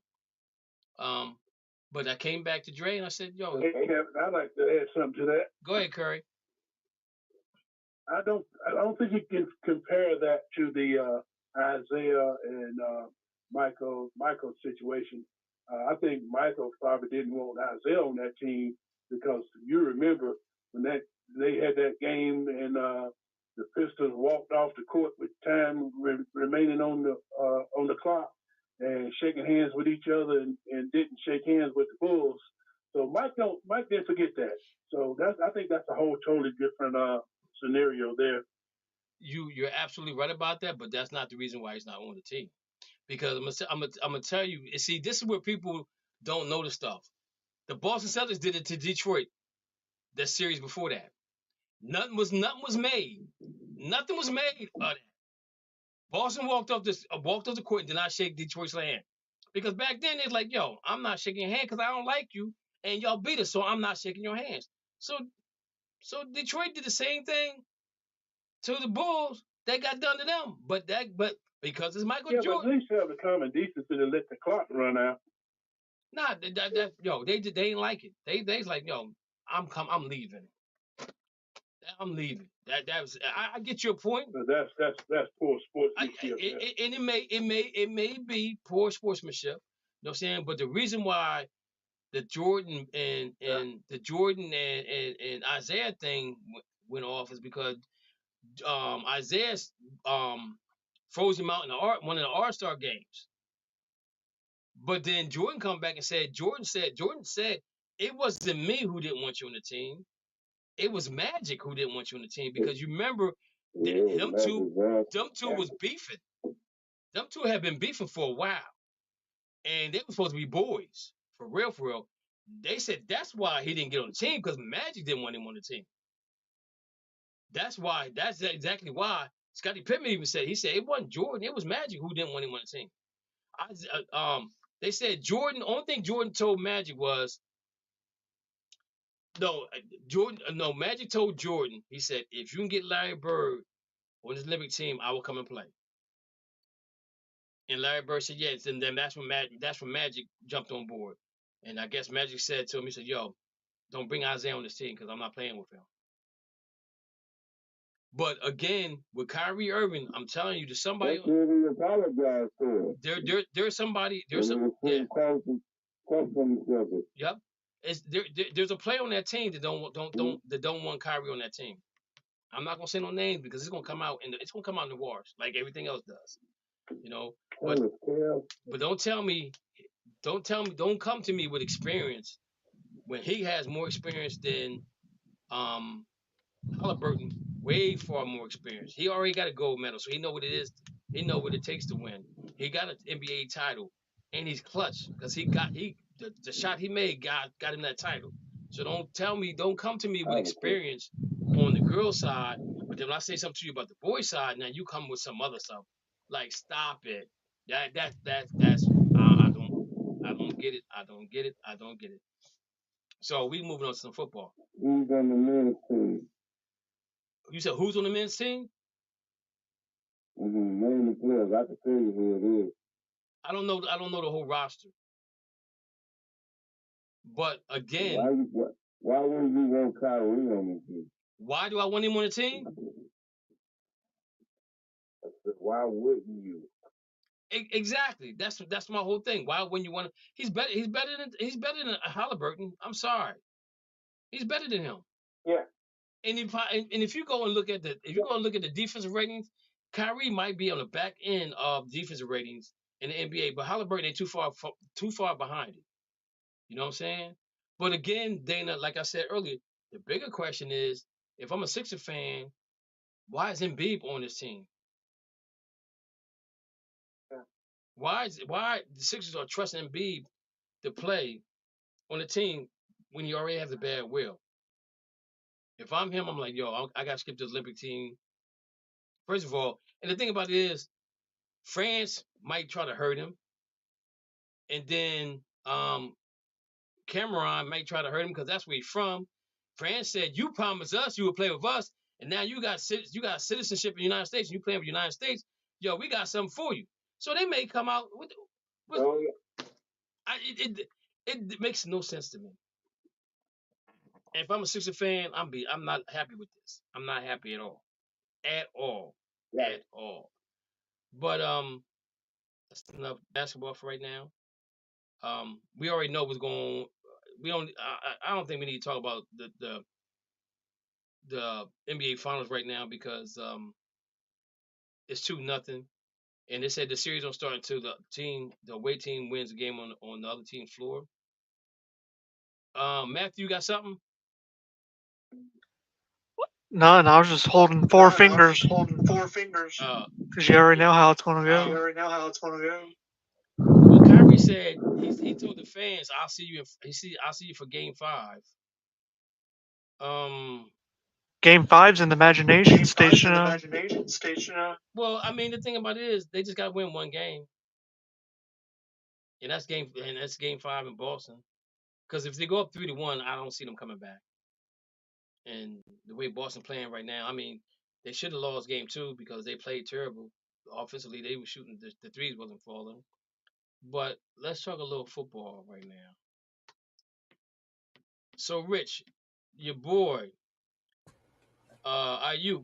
Yeah. They looking at 26 mil for him. It's not terrible. You think he's gonna take that 26? He'll probably do 28.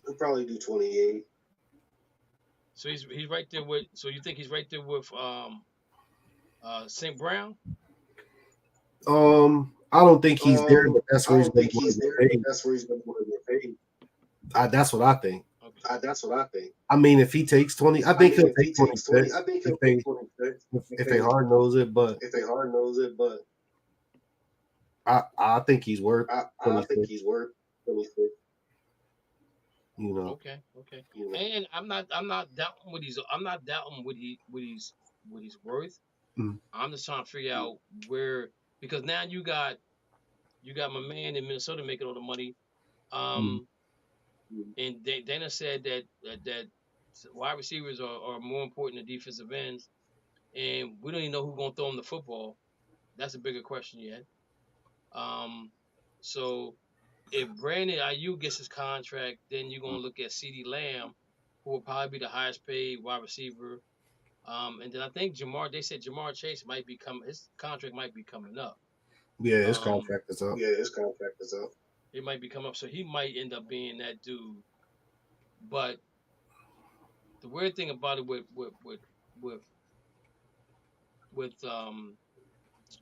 Chase is that when he got off that 1 year, it's because they came in last place, and they were the last place team. Like this year, they should have a good team because they're really not a last place team, but they didn't have a quarterback that could really get them over the hump. Even though they had Browning on the team, he is still not the guy. You know what I'm saying? Yeah, So but he's going to show. Go ahead. You lose Tyler Boyd and Joe Mixon. Like those are two major pieces for that offense to make it move. And I mean, Jamar Chase is there. What's his name? See, Higgins. They still got Higgins. But who's their WR3? Who's the running back? Well, I think Mixon, and Mo, you can chime in on this one. I think Mixon had already took a pay cut, right, prior to this year. So you know the handwriting on the wall when they ask you to take a pay cut or restructure your contract, you know what's coming next. So their running back currently is Zach Moss. Zach Moss? Yep. Okay. I'm not a believer. Like Zach Moss had a good year last year, but I'm not a believer. Like he might excel in this offense. You know. Mo, what's your thoughts on the Bengals being, because the last time he was in last place, they ended up going to the Super Bowl because they had one of the easiest schedules, which when you lose players to injury and you have the worst record, then you get the easiest schedule. But we can look back and say, well, they really wasn't that bad. It's just that injuries was caused them to be where they at. Do you see that repeating again for Cincinnati this year coming up? No, because Trey Hendrickson and also T. Higgins take I don't think they go ball out I like they don't think they usually go do. ball out like they usually do. Just because they don't, Just they've got because to protect themselves they've because got they to don't have protect that themselves long because they don't term have that security. long-term security. So why not go ahead and trade Higgins? I mean, you probably won't get back what you want, draft wise for him, but at least you get something in return. You know what I'm saying? You bring in a player and get a draft pick. Now, if the player that you get probably won't replace him and what he does, but you can look in the draft and say, okay, since we lost him, we know we need to go out and get. Or you use that draft pick to go get somebody else's guy to replace him, right? What's the difference in now and the What's the trade difference in deadline? now and the trade deadline? If you're going to trade him, you trade him If you're before the going to trade draft, him, so you you trade him actually before the can draft, so pick you the player actually to get it. can pick the player to get it. If you Right, can right, keep right, him on right. the, But I if you think can keep him on the contract If you can keep now, him on the you keep contract him on the now, team you keep him on the until team the trade deadline until if you're out the of it. trade deadline if But you're if you're out of it. actually doing well But and if you can you're make it actually to the doing Super well and you Bowl, can make it you to can the get a Super Bowl, compensatory you get pick a next year compensatory pick or the next year year after. or the year after. right, right, right. Okay, you're right. You're right. I'm just saying. I'm just trying to figure out what they're going to do because again, like I said, they was in last place. They're not a last place team because injuries kind of hurt them. And if you go back and you look at the standings, let me pull it up real quick. If I go back and look at the standings, like this is why I think again maybe the Jets could do well because they definitely wasn't a last place team, but the injuries killed them. Okay, they were 7-10. They could make some noise. Okay, Cincinnati should be able to make some noise. Tennessee, I don't think they're gonna make a noise. The coach, if the quarterback can stay healthy, I think they're good. The Chargers, 5-12. The Chargers are not 5-12 team. They lost a quarterback, which I ain't too fond of because I don't think he's that great of a quarterback. But um, I don't see the Chargers over leapfrogging the Kansas City Chiefs. Washington Redskins, I think it's gonna be a scary team, just because they got some pieces that was missing. But I think they can still be a scary team because they already got what they need. They just need to put it all together. Chicago, Carolina is Carolina. Arizona is Arizona. I don't see them going away. The only team I actually see, like I said, Cincinnati and the Jets maybe moving up into a playoff spot because they really were not a last place or third place team. They just injuries was what killed them. Anybody agree, disagree? I agree. Okay. Disagree. Okay, why you disagree? Because I keep telling you, stop drinking that Aaron Rodgers Kool-Aid. But see, go ahead. It ain't got no sugar in it, man. Right. Go ahead. That Kool-Aid ain't got sugar. Don't even drink that Kool-Aid, man. It ain't good for you. Aaron Rodgers was what, about 49 years old, and you think he's gonna come in there and just turn that team around? Ain't happening, bro. It ain't happening. And you know what? I never once mentioned. I didn't mention Aaron Rodgers. But go ahead, Matthew. And I believe Aaron Rodgers is going to have the Jets on Mr. Rogers' neighborhood because the proof is in the pudding. He ain't getting injured on the first play again like last year. He's going to learn this year. And I believe Mr. Rogers' neighborhood is going to go a long way. Look at that. Look at that division. Where we at? Look at that Buffalo. You got Buffalo, Miami Jets, and the New England Patriots. Do anybody trust Aaron Rodgers over Josh McDaniels?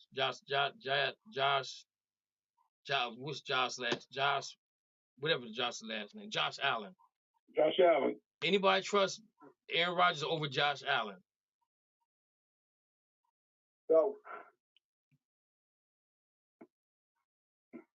see, my thing with Aaron Rodgers is everybody's thinking he's going to be the second coming of Tom Brady. He's going to play on into it. But look, Tom Brady didn't have a major injury since 2008. He's been healthy every year. Aaron Rodgers is coming off of a major injury late in his career, as opposed to what Tom Brady did. So he's not gonna bounce back that easy, man. That's a major injury, and guess what? He's playing on that same ragged field that he got hurt on. I'm gonna say this though. Who in that division do you trust to manage to go? What quarterback in the AFC East do you trust? 2 minutes left in the game to go down the field and score. Is it Aaron Rodgers? Is it Josh Allen? Is it Tua? Is it whoever the quarterback's going to be for the Patriots?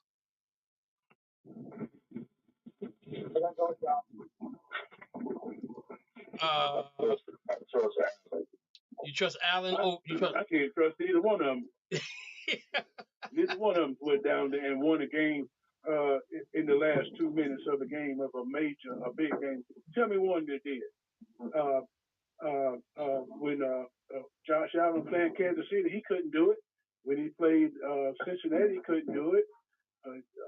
So man, no, he could. And I don't look for Aaron Rodgers to do that either. Aaron Rodgers, Green Bay 5 years ago, yes. Aaron Rodgers, New York, yes. No. So I'm gonna say this though. I think the only thing the Jets need him to do is manage the game, right? If he can give you at least 3 deep balls a quarter, I'm okay with that. So that's what 3. That's 12 deep balls. And what I mean by deep balls, anything over 40 yards is deep to me, right?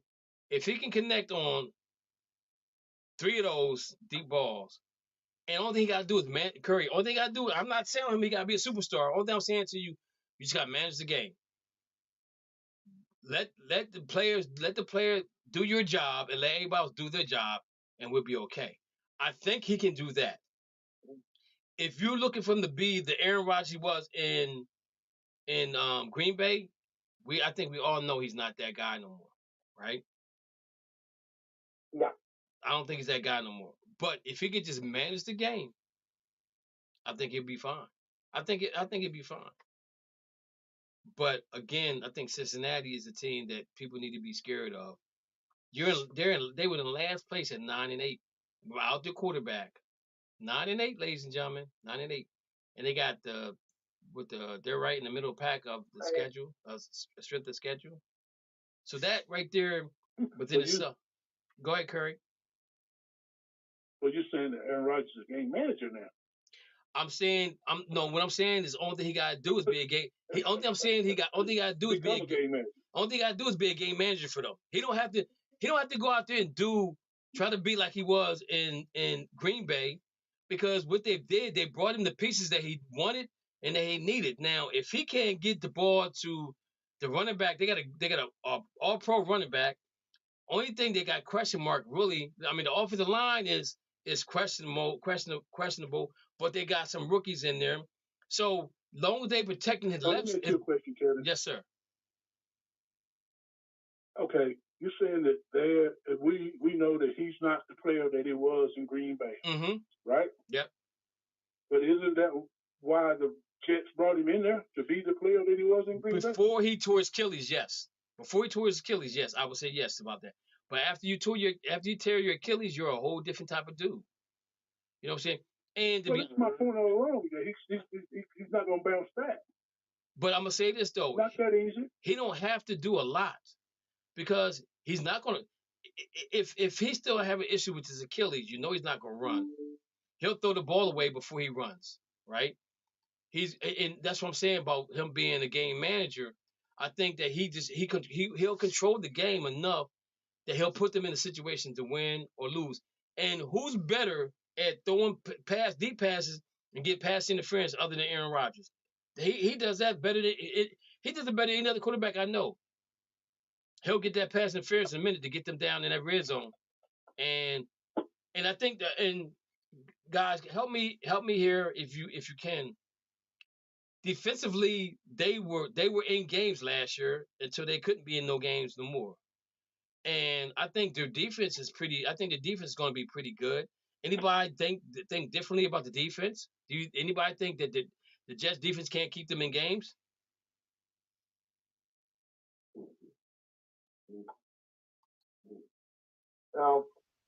if Rodgers is healthy, maybe they could. But, if he goes down again, it's going to be another rotation in Jets country. So a lot depends on Rodgers. So I'm looking at the Jets schedule, right? So they go to 49ers, they go to Tennessee in the beginning of the season. So that weather is going to be nice, right? They play the Patriots, the Broncos, the Vikings, and the Bills, and that's in October. Then they go to Pittsburgh in October. They play the Patriots again in October. So now the Patriots are done. So they don't have to play Patriots at the end of the season with any cold weather. Then they go to Tennessee. They go to the Texans, right? That's a warm climate team. They're at home. That's October. That's October. In October, weather should be decent. Then they go to Arizona. That's in the dorm. They play the Colts 11-17, Seattle 12-1. And so those two games could be some question mark. Well, the Colts game could be the Colts game at home. Yeah, Colts game at home. There could be a question mark as the weather might be different. December 1st, weather could be different. Then they go on the road to Miami, Jacksonville. They got the Rams, which the Rams don't like the cold weather. They'll have them try to get done. If they ain't in that game, they're gonna try to have them get done with that game. They're gonna like it. They don't like that. Then they go to Buffalo on 12-29. That might be the coldest game he plays all year long, and they end up with Miami. So kind of, sort of, the schedule sort of is in his favor as far as the weather is concerned. If the Achilles is an issue, because it gets cold. When it gets cold, it gets tight. And I'm looking at draft pick, and they went with the offensive lineman from Penn State, um,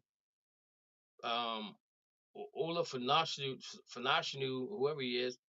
And they didn't address any more offensive line because that's all the draft picks they had, I think. Now they probably picked up some free agents, but Curry, only thing I'm saying, I'm not looking for the same. I'm not. Is anybody looking for the Aaron Rodgers from Green Bay? I'm not. That's not the dude I'm looking for right now. Do anybody think? Go ahead, Curry. Go ahead, Matthew. The way I want to see Aaron Rodgers this year is like how Brett Favre was when he went to Minnesota. I feel like Aaron Rodgers won't get bad type of feedback. If he does get the Jets to the playoffs, it's going to be the wild card. No, and higher than that. Anybody agree, disagree? I think we got Coach Gray on the line. Is that Coach Gray? Yes, sir. Okay, how you doing? So anybody agree with Matthew on the situation with Brett Favre? Brett Favre with Aaron Rodgers. Coach Gray, what's your thoughts on Aaron Rodgers? You think that he can just be a normal quarterback, not a normal quarterback, but be just a game manager for them to control the clock with the ball, make the right plays with the ball, and kind of keep them in games and maybe get a playoff spot? What's your thoughts on Aaron? Yeah, I think he follows the same protocol that Tom Brady said as an football quarterback. You look at Joe Flacco, you look at Rodgers, even the guys down at Atlanta now. These are some of the older quarterbacks. They understand how to manage the game and play situational. Times where you talk about cold weather, first 4 games, first 8 games. So they're managing very, very well. So I don't think you look for Rodgers of old. You look at Rodgers now, who's smarter, wiser, and he's been injured. So I know he wants to play the game. So he's not going to go in there and do anything spectacular. He's just going to manage the game. That's what you look for a seasoned and experienced leader. Okay. All right. Anybody else got anything on Aaron Rodgers? If Aaron Rodgers is going to be like what he used to be in Green Bay. I mean, he got a Super Bowl, but he really win after that. So I mean, he's a good quarterback. but for all his um, all the love that he gets, I just think just didn't win. So I don't know if he's a winner.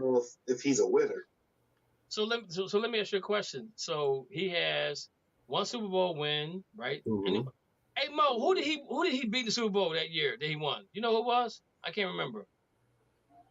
Was it Denver? Say. Oh, the Steelers.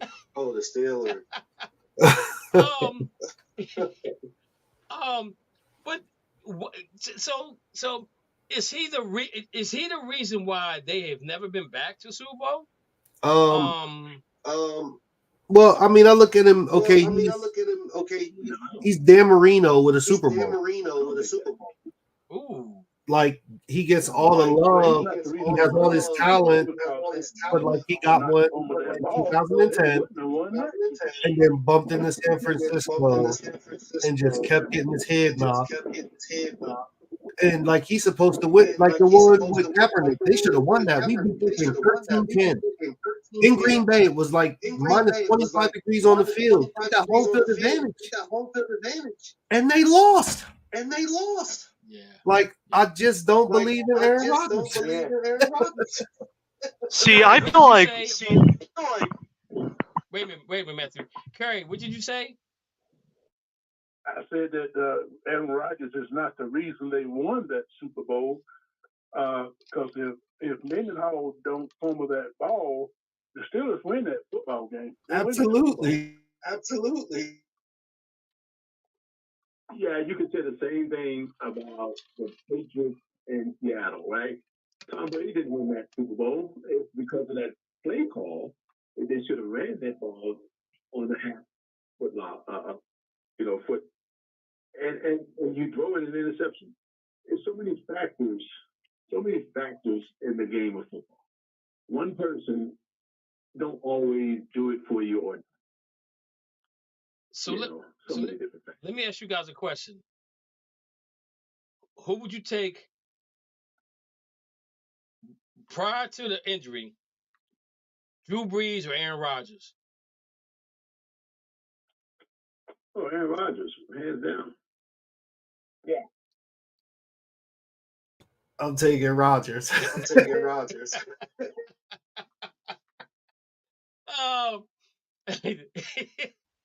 I'm just asking because they both got one Super Bowl and they should have had more. Both of them should have at least. They should have had more. Yeah, but you remember, you look at Aaron Rodgers, when they got on the streak, they got on a winning streak. They were unstoppable. Right. You didn't want to play. You didn't want to play a Green Bay team, right? So that was always Aaron Rodgers' issue. I'm a Cowboys fan, so you already know I'm still mad with that touchdown lack of call for Dez Bryant in the end zone. But you didn't. You didn't want to play Green Bay in the regular season. True. In the playoffs, you want to play Green Bay. I want them on my list. At any time, but they gave him what they called an incomplete. I'm mad. I'm so let me ask you guys a question. Is Drew Brees a Hall of Famer? Absolutely. Yes. Okay. Of course, his numbers are off the chart, so he has to. I mean, he's done the work. Okay. Touche. Well, let me ask you this real quick: Drew Brees or Eli Manning? Drew Brees. Drew Brees. There you go. All right. Let me throw in the curveball. Before injury, would you take? Would you take Drew Bledsoe? Or Aaron Rodgers? Man. Aaron Rodgers. Oh no. Drew Bledsoe before the injury or Aaron Rodgers? I'm taking. I gotta take Aaron Rodgers. It's a hard sell. Cause Drew I got a Brees better was, one. I mean, I'm taking Bledsoe. Go ahead. Ben Roethlisberger Draymond. or Aaron Rodgers? Ben. Ooh, I'm taking. I'm gonna take Ben because I'm gonna take Ben. I'm gonna take Ben slight, just very slight over. I take Ben because Ben was hard to bring down. Yep, he was more physical. Aaron Rodgers see you coming, he gonna fall. He gonna just fall down. He's not gonna let you tackle. Yeah. Yo, Ben was clutch. Yeah, Ben was bad. He was Yo. bad. Yeah, Big Ben was good at extending the plays. Ben was bad. He was bad. Absolutely. Hey, but you said something about Eli Manning. Drew Brees. Drew Brees definitely over Eli Manning. Eli Manning don't even have a winning record for his career. So he's the only guy that won. He's the only guy that got 2 Super Bowls with no winning with a winning rate. I think it's like 5 games. He's like 5 games below 500. Like it's like no, he's 500. Is he 500? He's 500. Okay. The question is, He beat Tom Brady twice. The question is he a Hall of Famer? That's the question. That is the question. Yeah. Me personally, I'd say no. I mean, what was that? What's that guy named that coughed the ball off his helmet? Nobody remembers. And technically, he should have been called for in the grass as a sack before that. David Tyree. They never called it. Okay, David Tyree. And the one on the corner, the corner was Manningham, right? Yeah, that was. Yeah. Don't even talk about it. So, let me throw somebody else's name in here. Kurt Warner. Where did he sit at on this table? Kurt Warner? Yes. He was cold. He sits between, for me, he sits between Big Ben and Tom Brady. Right in the middle. Middle. So who do you have at the top? Mm-hmm. No, when I said Tom at the top, my all-time favorite is Peyton Manning. Okay. Period. Okay. He's done more for the offensive side of scheming than any quarterback in the game. I'm gonna say when you said scheming, I gotta go with Jim Kelly. Mm-hmm. Jim Kelly. Yeah. I don't care if he lost 4 Super Bowls or not. That dude could run an offense. Yeah, he was a slinger. But he had And let's go back a little bit further. Hey, Coach Gray, let's go back a little bit further. Dan Fouts. Yes. Dan Fouts, absolutely.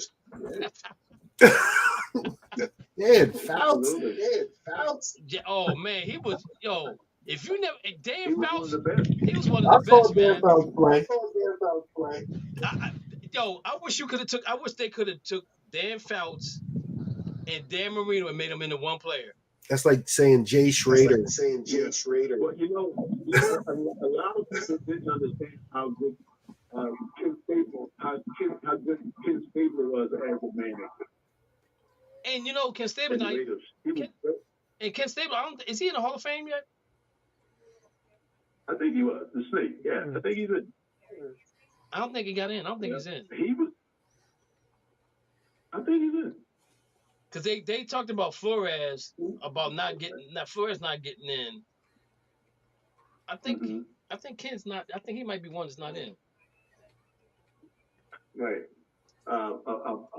Greasy. 2016. He is. These guys back in the day. Fran Tarkenton. They were good scramblers, Mm-hmm. Yeah, Fran was bad. Fran was a bad boy when it came to scrambling. He was a scrambler, man. He was a scrambler. I think Ken Stabler was winning in 2016. Yeah, 2016. It took them a while. Now the issue with that though is Flores is not in yet, and I think he'll be the first. Is he Indian? I think. Yeah, I think he might be the first Native American in the Hall of Fame as a coach, but he's still not in. He should be in. He definitely should be in, guys. Hey man, it's our 2 hours is up. I appreciate everybody hanging out with me for another 2 hours. Next week is the 17th, right? Yeah. Yeah. Next Monday's my birthday. So Could be I'm game just spot, game seven. so I'm saying that okay. So the Celtics play the Wizards when what's the day? The Wizards. Wizards. They yeah, that's the Wizards. I'm sorry, not the Wizards, but the Mavericks. Um, they play on Wednesday. Yep, and then Friday. Then Friday. And then that Monday, if Monday, if it's game, would that be game 6? Game 5. Game 5. If necessary. Yeah, if necessary. Come on, Maverick. Come back and win. So if it's a game 5, we won't be on. Because I'll be up in Boston celebrating. Because I'm going up to yonder the party with my party peoples. Right. But anyway, man, it was fun, man, guys. You gonna miss our show for that stuff. And I appreciate you guys again. Coming on the show, man, making it the best it could possibly be. We just keep adding people to it. It's becoming a good thing for us. Just doing some great things here at In the Zone Sports. Again, ladies and gentlemen, let me tell you this right now. We're always looking for a host, always looking for writers, looking for co-hosts. And the thing about it is, like everybody on the show has been, well, Matthew has been offered a show, but Matthew declined. Curry don't want a show, but I'm looking at Rich. I think Rich may have he could be a host for the most and something. So, and the thing about it is, and Coach Gray can understand what I'm about to say. There was at one time we were smoking. We had 3 shows a day, Monday through Sunday. Yep. We're smoking, and some things went kind of went to the left, and I went my merry way from the other people that I was with. Some people stayed, some people came, and most of them kind of left, right? But I still hung on, still doing what I'm doing. There's a young lady that was on a while ago with me, and she wanted to call in and talk about Black women's football, and I was like, "Do you have a do you have a Facebook page?" She said, "Yeah." I said, "Well, can I join?" She said, "It's only for women." I said, "Well, I can't talk about something I don't know nothing about." So I invited her to come on. I invited her to come on the show, but she didn't show up as well. But maybe next week she might come on. But again, I give people any opportunities to do a show. Lou has been doing a show for 7 years, I think, going on 7 years. 6.5. I was close. 6.5. Betty should be coming on real soon. Betty should be coming on soon. We're still waiting on Dana to get his computer. I keep trying to tell him, don't fool around with T-Mobile. If you're gonna get a computer, get AT&T or Verizon. They won't. Well, don't even get AT&T now because they shot the East Coast down. They were down for days. So you got to go ahead and get Verizon if you're gonna do this thing. If you want to do it right, get Verizon. That's all I got to say about that one. Yeah, but anyway, they keep clowning me, man. I'm just saying, man, you don't get T-Mobile for your internet because it ain't. Go Maverick. Don't get AT&T either. You know what? Hopefully. Hey, Chad. Yes, sir. It would have been 9 years with you, man. Okay. 9 years ago. Okay. I first came on with you, and I have my own podcast moved on to, but I'm coming back to your sports show. That's all. I appreciate that. I appreciate that. Yep. I appreciate I that. have time, so I'll do some. I'll do another show, radio show, sports show with you. Okay. Like I said, I'm always welcome to anybody. Like I even told Taz, she told me, I can talk sports all day, and we was at work and we were just going at it about sports. And she was asking me about top 5 this and my top 5 that, and I was in my element then. And I told her, I said, yo, come on. Yeah. I said, come on, get your own show, girl. I said, stop playing around and have some fun with this thing. Because man, look, one thing about sports people don't understand is that everybody has their opinion, and just because your opinion is not my opinion doesn't mean you're wrong.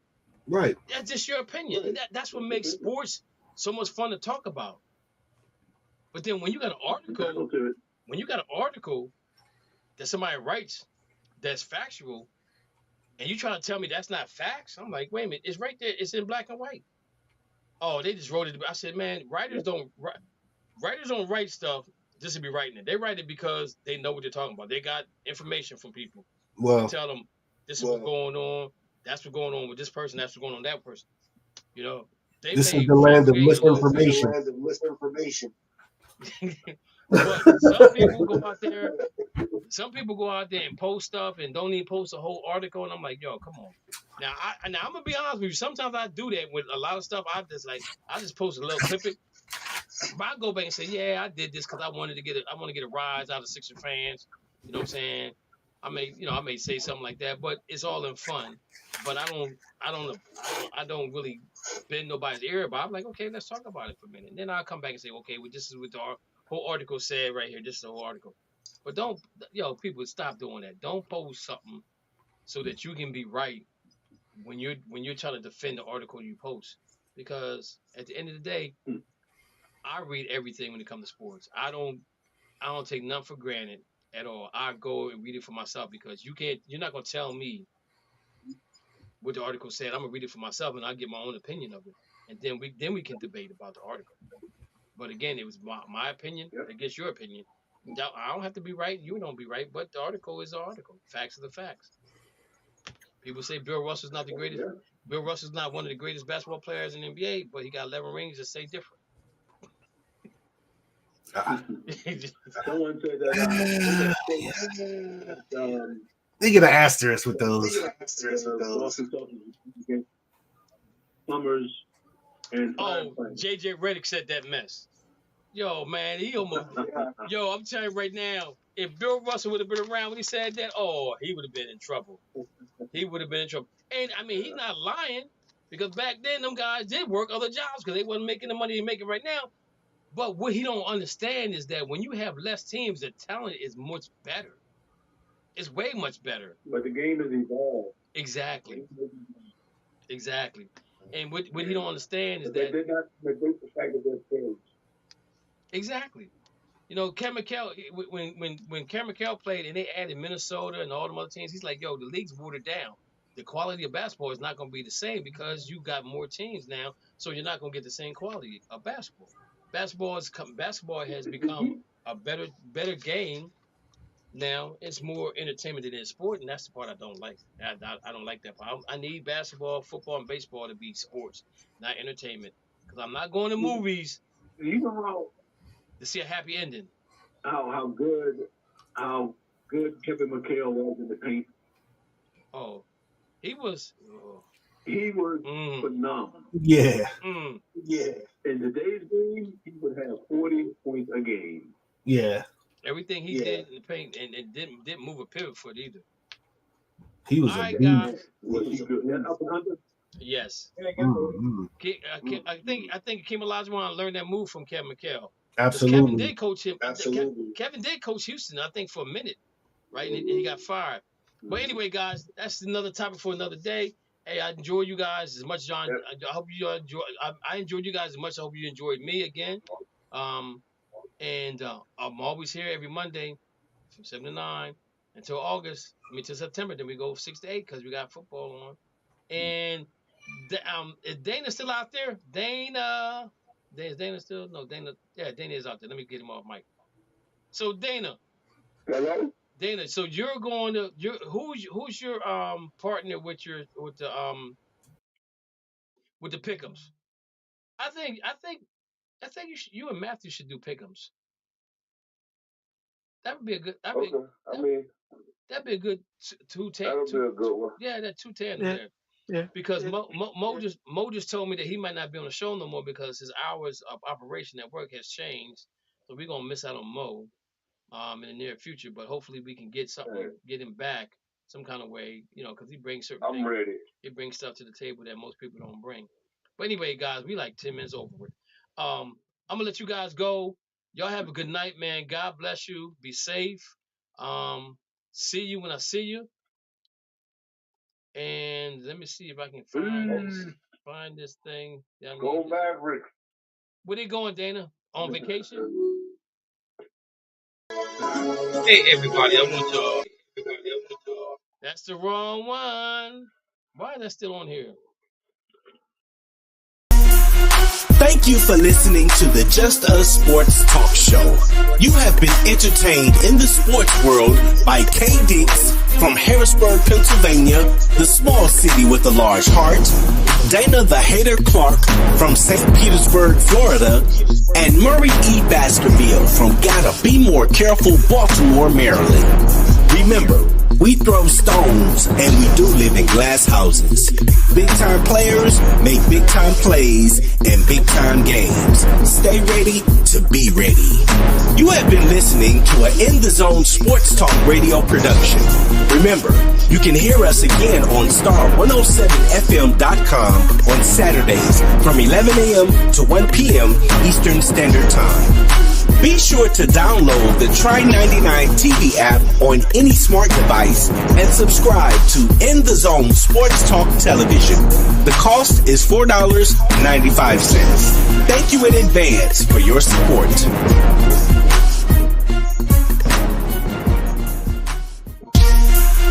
Thank you for listening to the Just Us Sports Talk Show.